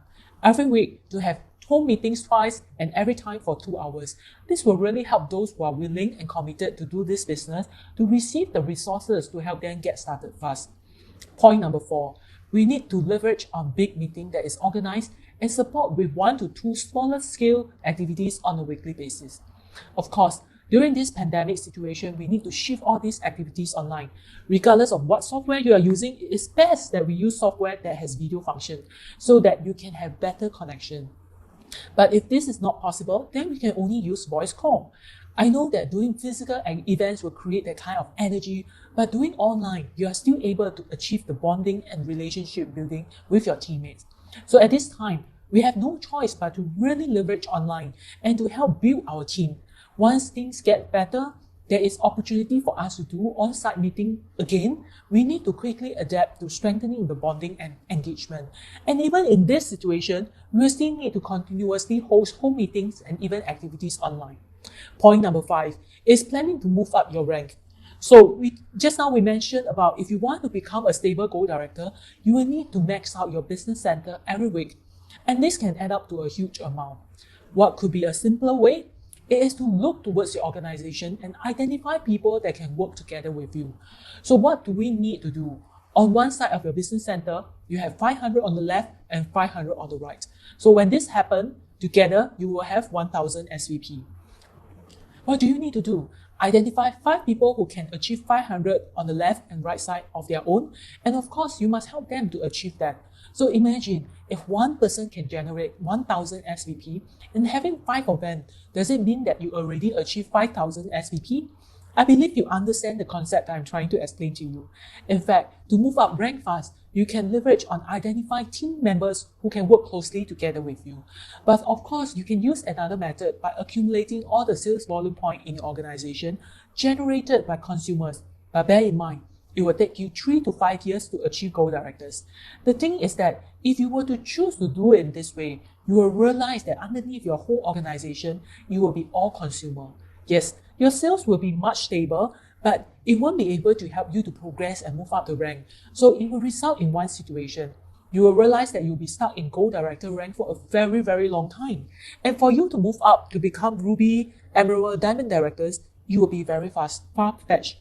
In my opinion, for you to move up rank in this business and to achieve your ultimate goal, it is really to find people within your organization that truly understand the Usana business and to help them to rank advance. I think this is the best way to move forward. So now, I'm going to expand a little bit more on this one. To be a great core team leader, you need to have a few actions. Number 1, you need to constantly upgrade yourself because in your teammate eyes, you are the example, you are the real life example of how their future is going to look like. It is important that you as a core team leader constantly reflect on what you are doing and to improve your weaker points. Secondly, it is to help your teammates to set clear goals. It can be the goals of personal development, the goal of achieving a specific contest, achieving the goal of a specific rank, or a goal of a specific income. Whenever we set goals with our teammates, don't always focus on sales goal. We need to help them to have personal development. I think that once you help someone to grow, you will realize that their perspective, the way that the team will be so much different. And in this way, it can really help to attract even better quality business builder. Thirdly, is to learn how to give specific instruction. Because some teammates, their learning capabilities may not be as fast. So their understanding level may not be as strong. So when you are coaching or guiding them, you need to learn how to give them very clear step-by-step instruction. Just like what I have mentioned right at the beginning, when we were talking about listing contact, there are some people, once you give them the task, they know exactly what to do. But there are also people who will go back home and they start to predict and judge whether this person will buy or not buy. In the end, when they come back, there will be a lot of people not on this list. So you need to clearly tell them what exactly you want them to do. Be clear. Doesn't matter if this person is going to buy or not to buy. As long you are able to contact this person, you just need to list them down. So this is a very, very clear instruction which will help your teammate to grow. Number 4, to constantly talk about our growth, about our success, and also the mistakes that we have made. Sharing of this kind of experience can be very helpful for our teammate. Don't just talk about how to become successful. Share with them your mistakes, show your vulnerability, the experience that you have learned, so that they can avoid making the same mistake. For example, when I first joined, I was too arrogant and refused to duplicate the proven method. So that's why I took a longer path. But after self-reflection and understanding where I have gone wrong, I managed to correct myself. Such sharing is important in their growing up process. And when we are conversing with our teammate, we need to make sure that we always share positive information. So don't give any vague answer. For example, if your teammate were to ask, "Hey, core leader, if we were to do it in this way, do you think we will become successful?" You shouldn't be telling them that, "I don't know. I have never even tried before. Why not give it a try? You don't try, you don't know. What if it becomes successful?" I don't think we as a core leader should be saying that in this way. It doesn't give them the confidence level, which you should be doing. You should be saying this, "Yes, I think it's going to be successful. This is a great business to be in." And for the last part, is to learn how to give constructive feedback. So if you are invited by your teammate to conduct an ABC, after finishing the session, regardless whether or not there is a successful closing, your teammate will definitely come and ask you for feedback. Thank you for your help today. Can you give me a feedback on how I actually perform? At this time, you cannot just give a very general feedback. Like, "Oh, I think you overall did very well. Please continue this hard work. Very good, very good." You realize that when you give feedback in this manner, there won't be any growth. So how should we provide constructive feedback? I would say overall, I think you have played your B role well. I think today the friend that you have invited, you have done a very good warm up. I can feel that when he is talking to me, he already knew what he wants in life. So I think you have done that part very, very well. Throughout the whole session, I can see that you are very conscious and focused as well. You are listening to his needs and looking at what I'm doing. So I think you have set a very good example and it kind of like influenced your friend. I think if your friend decided to join today, it is mainly because they see a future in you. Because whatever things that you have done instill great confidence in him. I think at this point, you did very well. So if you were to ask me if there any place for improvement, there is some minor suggestion that I have for you. Remember right at the beginning when I was trying to help you to close the deal, I feel that you might be a little bit too concerned about stressing out your friend. So in between, you will try to share him, buffer him a little bit by telling him that it is a very good business. After listening, he can go home, think about it with his family, and once he is ready, he can call you back. I mean, there is no wrong to this conversation, but do you realize that your friend, all he needs is just that one push? He just needs someone to convince him that he is making the right decision. And after communicating with your friends, I realized that he has been staying in his comfort zone for too long. So if we were to give him that little push, it will be able to help him to make that decision. So maybe next time, I hope you can try to understand why I choose to do what I do. In this way, we will be able to help more people to choose Usana as a platform for them. So now you realize that if I were to give this kind of constructive feedback, it directly points out what exactly did the person need to improve on and what they have done well. So to be a great core team leader, you need to lead by example. Whatever promise that you have made, you have to make sure that you'll be able to fulfill that. But I need to remind everyone not to anyhow give out promises. For example, we often tell our teammates, so next time if I'm free, I'll come and help you. When I have the time, I'll definitely come and visit you. Please do not take this lightly because to your teammate, what they hear is that you will come and visit them and support them every day, not when you are free. I would suggest that you want to make any promises, please immediately set a time, date, and a venue so that it shows commitment. I will tell them that I'll come and join you on your next home meeting that is happening on August 3rd, 7 p.m.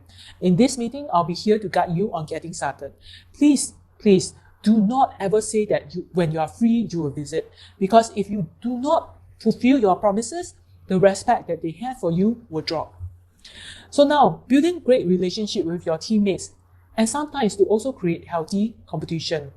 For example, if you want our team to take action, massive action, us as a leader, we need to lead by example. If we want everybody to start inviting, as a team leader, I'll be the first to start calling people up and inviting people to our prospecting event. And as the core team leader, I will always sit at the front row of the event with my prospect beside me. This is so that your teammate can see that, wow, if the leader is putting in effort, we need to do something too. Lastly, to really encourage your teammate to be proactive in discussing areas of improvement, areas to suggest things that they want to do. Ask them questions. So for this project, for this event, how are you going to do it? How would you like to do it? Are you currently facing any problem? If you are, please tell me. Do come to me anytime. I just want to let you know that I'm ready to give you support when you need it.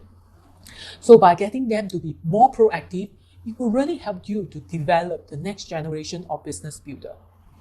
Okay, these are the things that I feel will mold you into a great core team leader. So we have reached the last part of our training. I believe right at the beginning, I have talked about many great points that is suitable for you to implement into your organization. However, there are few misunderstandings that I would like to clear up and how you can resolve such misunderstanding. Firstly, it is important that we avoid in our conversation with our potential prospect that they can join and then work later. Why are we thinking it in this way? It is because all we wanted was their sales volume points. We need to be extra careful by giving them too many empty promises, such as, I guarantee that you will be successful, or if you follow me, you won't fail. All these words that you have just said during prospecting are all promises. And when you give them too many promises, you are setting high hopes for them. We indirectly create a situation when a new person joins, they already have very, very high expectation. And most of the time, they will start to judge you that you are not doing enough. There are also other people who say things like, if you were to join, I'll put people underneath you. Don't worry, all this, I'll do it for you. By giving all these promises to heighten their expectation, it will wholly hinder the development of your team. What you can promise to your new teammate is how this team system is going to support them. Let me emphasize again, to enroll somebody is one matter, and to be able to retain them is a proof of your capability. The right way to communicate is to attract people with the right mindset right from the start. People who are willing to work closely together with you. Secondly, your time spent on your small team and the big team. When it comes to binary, it is really a true test of your character. Sometimes when we are within the big team, we will have that great sense of success, achievement, fulfillment because of the large number of downlines within the big team, right? So whenever you show up, everybody will be giving you great respect. But when you go to your smaller team, not a lot of people, and everybody very quiet. They don't show that kind of passion. And when you go to your smaller team, you still have to go into the field to help them and do all those very hard stuff, right? Humans like to pick things that they like to do. That's human nature. Like I say, if we want to have a stable growth, we need to make sure that we help our big team to become better and to help the small team to become bigger. The ultimate goal is to create both sides to be of bigger teams. What I did, I emphasized on for big team. You need to focus on their direction, their framework, their goals, and their results. For smaller team, you need to focus on details, their way of operation, the steps, and to help them achieve it. Only when you achieve all this will you be able to grow exponentially. There are also freeloaders, people who wanted the upline to help them in developing their team. This boils down to the mindset of the teammate. So as we are trying to help a lot of our teammates, we realize that some of them will have this mindset that, if you want to develop your organization, then you will have to help me by putting someone underneath me, just because the level that they are at. So then you will realize that your team, all those people that you place, they are all waiting for someone underneath them, magically become a business builder and help them to build their own business. I think this is a big misunderstanding that you need to avoid and to quickly alter all this mindset before it becomes a culture. And of course, we need to focus our energy and resources on all those people who are willing to work closely with you to do this business. So it is crucial that you are constantly having a conversation with your teammate, helping them to understand that a team is not made up of one person, but everyone. So we don't just focus on making one person to be successful. Everybody has to do well. So in this part, we need to learn how to set their mindset right. And within your team, you will often notice that people, because we are in a binary, they will think that they just need to personally sponsor 2%. And when this 2% will smoothly sponsor another 2%, you will have 4. And 4 sponsor another 2, it will be 8. 8 will become 16, and 16, 32, 32, 64, 128, 256, 512. So a lot of people have this hallucination that as long they personally sponsor 2%, they will be able to enjoy a lifetime of true wealth and time freedom. But in fact, even though we are a binary system right at the beginning stage of your business, you still need to do a lot of personal enrollment in your left side and right side. And it is important that you find at least 3 to 5 serious business builders, because you need to understand that people that you personally sponsor, you cannot guarantee that in the end, they are going to stay on. If your retention rate is 50, and if you were to have at least 3 to 5 on each your left and right side, there will be at least 2 to 3 of them that will stay in your organization. So it is important that you continue to do personal sponsorship within your organization. This will help in your team growth. And secondly, you will get to earn matching bonus from them. And if you only personally sponsor 2 persons, and one of them is not the right person, and the second person is not even real, what are you going to do? How are you going to sustain as you move forward? In the organization, you will realize that there are people with the mindset of trying to ensure that those who did not do any work will not earn money. When they should be thinking of is how to let these people who want to do this business to earn money faster. I think it is more on their understanding of the business and their character. In this business, it's very weird. There are some people who are really very lucky right from the beginning. They only sponsor 2 people and just nice. These 2 people are someone who are really active and wanted to do this business. And very soon, he will be able to max out his business center. Within a short period of time, without doing much, he became a gold director. But remember what we say just now in this business? Success begins from gold director onwards. So if you want to become a ruby director, emerald director, or diamond director, every week, the accumulate CVP starts from 1,000, 2,000, 3,000, 4,000. And just having 2 people, you are not able to sustain. You can only sustain the earning of a gold director. It will be very difficult for you to advance or to grow your business. The focus here is not to stop freeloaders from earning money, but to help people who are willing to do this business earn money faster. I think with this switch in perspective, you will head towards the right direction for your business. For the last misunderstanding to avoid, building team based on personal belief. When you are not clear on the core essential of direct selling, you will tend to focus on yourself, not on the team.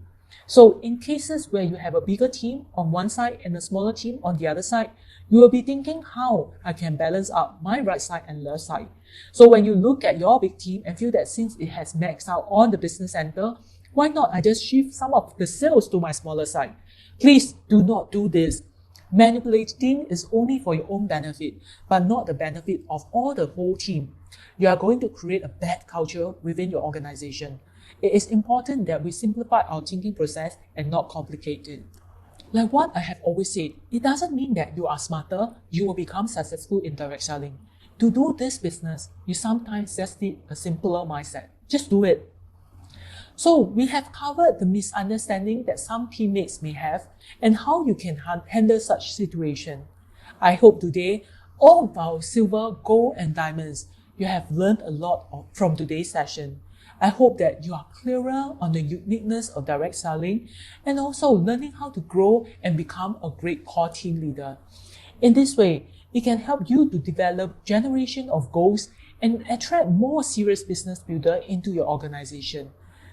Lastly, I would like to extend my gratitude to Usana again for giving me this opportunity to share with each and every one of you. See you again. Thank you. To lead towards success, we must find the right people who will be devoted to do the right things. And to be a true leader, there are always 3 factors that we need to know. Number 1, no negativity and no complaints. We must always show the positive side to our teammates. And number 2, it's not about me anymore, it's about we. And number 3, it's no longer about what can the team provides me, but about how I can contribute to the team itself. But we must also learn how to be an important A role in the team to achieve an upwards and a downward support. Upward support means we have to be cooperative and to accommodate to our team and our mentor.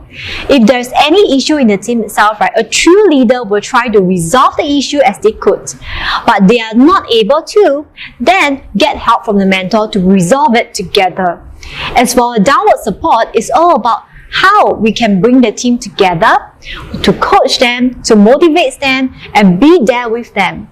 So in this platform, everyone can be a leader, and to do that, we must always be ready in all aspects. So for example, if the mentor is not available for certain event or even trainings, that's when we have to step up and be one. Though it may just seem like a substitute, but over time, while you are duplicating your mentor, you are also learning and creating your own way, your own style of being a leader. So, when we see things in a different angle, it will help us grow. So another factor in leading a high-performance team is communication when there is a disagreement in the team. But do understand this correctly, okay? Communication is not about debating who is right or who is wrong, but to reach an agreement on both parties. So that is the main objective of a communication. So when you start again to grow and to expand, there will be times where you heard A talking bad behind B or some personal stories of your teammate. Always remember this. Never ever to allow gossips to spread in the team. Okay, we have to build a clean, a very positive team culture and to have an environment that everyone is comfortable in. So when we are talking about building a high performance team, we must learn how to be there with them and guide them through. Often, we will be sharing with them about our success, about how we are doing things right. But have we ever really talked about that? We could actually share with them the bad experience that we have, like been through our experience, what we have done, and how do we actually overcome it. So in a way, they are able to relate and really truly understand you. And last but not least, goal setting. All this while, we have been talking about team goals, individual goals, but there's something that we have forgotten about it. Goal setting doesn't always have to be figure or sales oriented. Personal development goals are also very important too. So when someone grows, they'll be able to have a broader perspective in seeing things, and that could actually increase the retention rate in the business also. Alright, so it's been 2 hours with your full concentration. I believe all of you are really exhausted. We know there's really a lot to take in, but you may not have catch everything that Ling Zhiyuan has taught earlier on. But don't worry, we will keep this link available for playback until the end of tonight, 2359. So during your team discussion later, feel free to replay if there's anything that you have in doubt.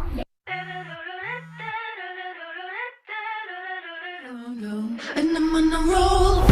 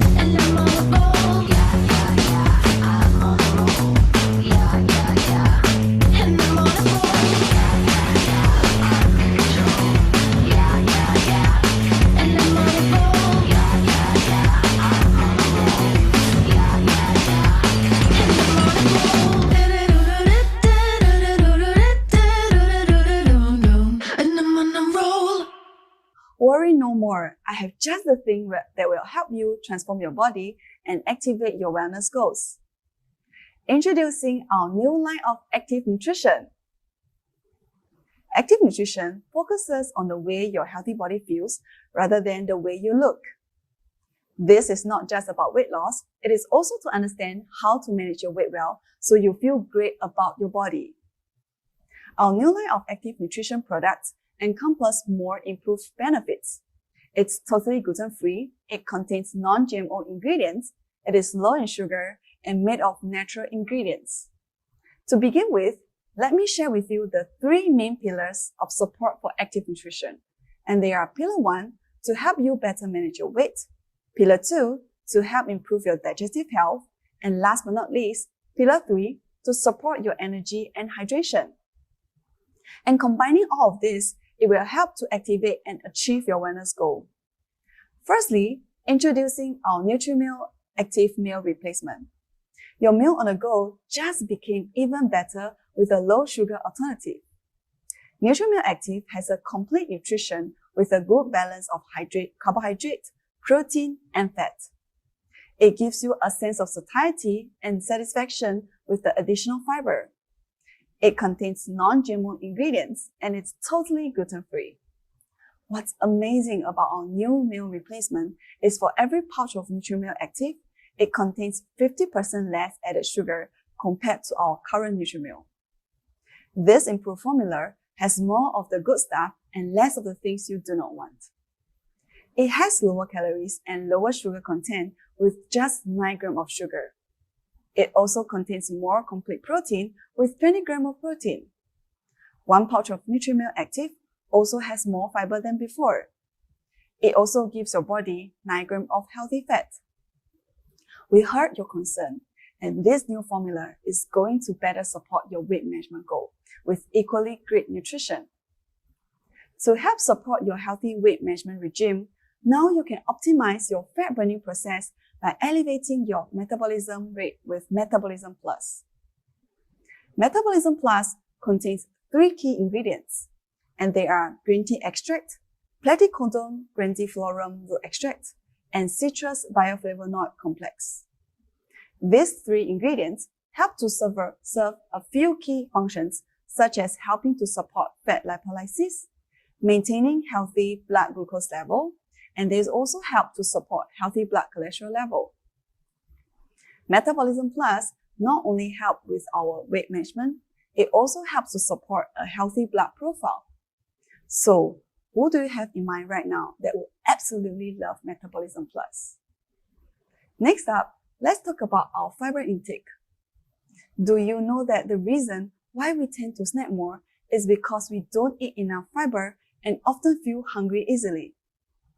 On average, every Singaporean only takes 9 grams of fiber on a daily basis, where the average fiber intake is supposed to be 25 grams or more per day.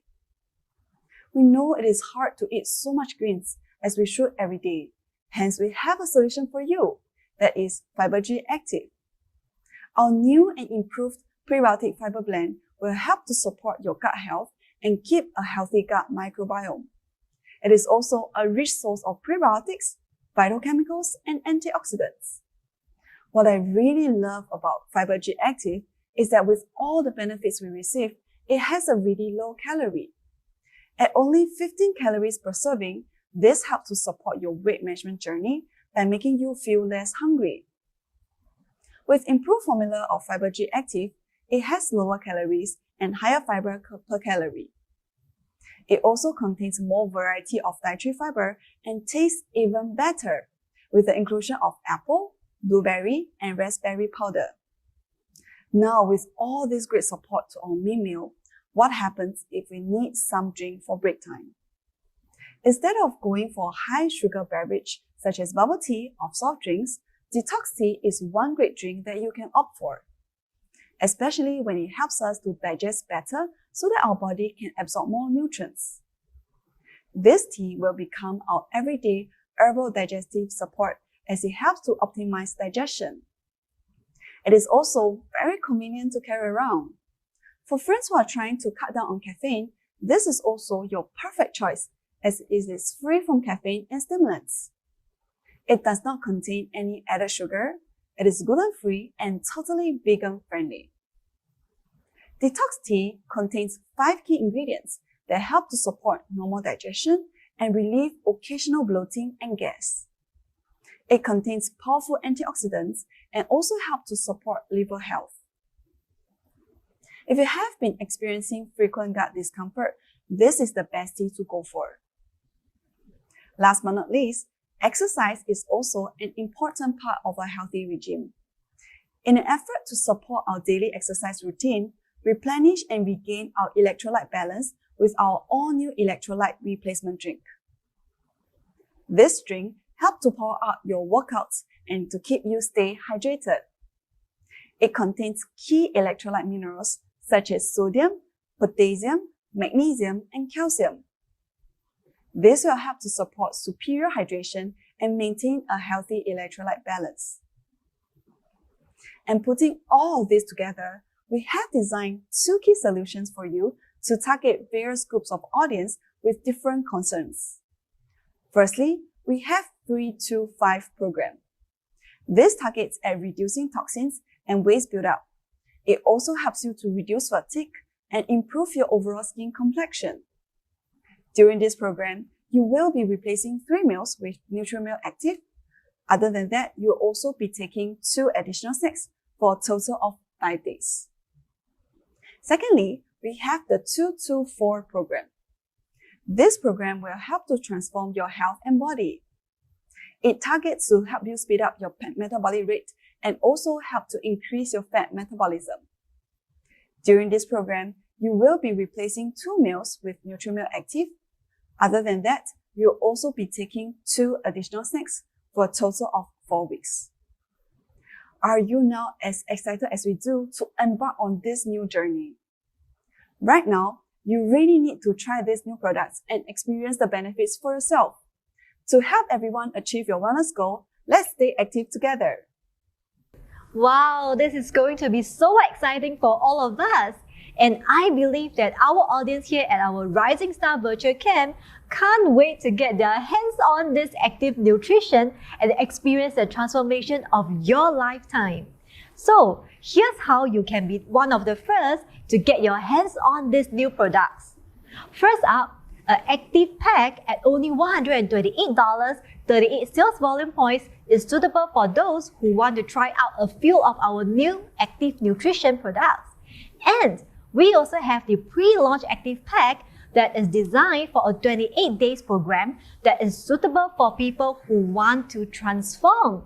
And this is priced at $416 at 98 sales volume points, each limited to only the first 150 sets. And because you're the first to purchase our pre-launch active pack, you will be our first Usana influencer. Being part of this team, you will be empowered to elevate and share the active nutrition to positively influence purchasing decision. Of course, there will be a guided calendar for you to flow through. On top of that, you will receive a limited edition Usana gear and be invited to exclusive promotion if you meet a set of requirements. But best of all, we want to feature your success on our Usana platforms. And these pre-launch packs are open for our Rising Star attendees and limited to only one quantity per pack. So pre-order will be available for 3 days, ending on Monday, 2359.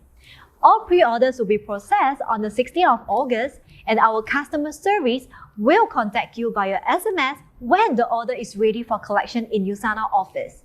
So please, kindly only start consuming the products from the start of our program from 30th of August to 26th of September, so that we can closely monitor your progress and to provide you necessary advice.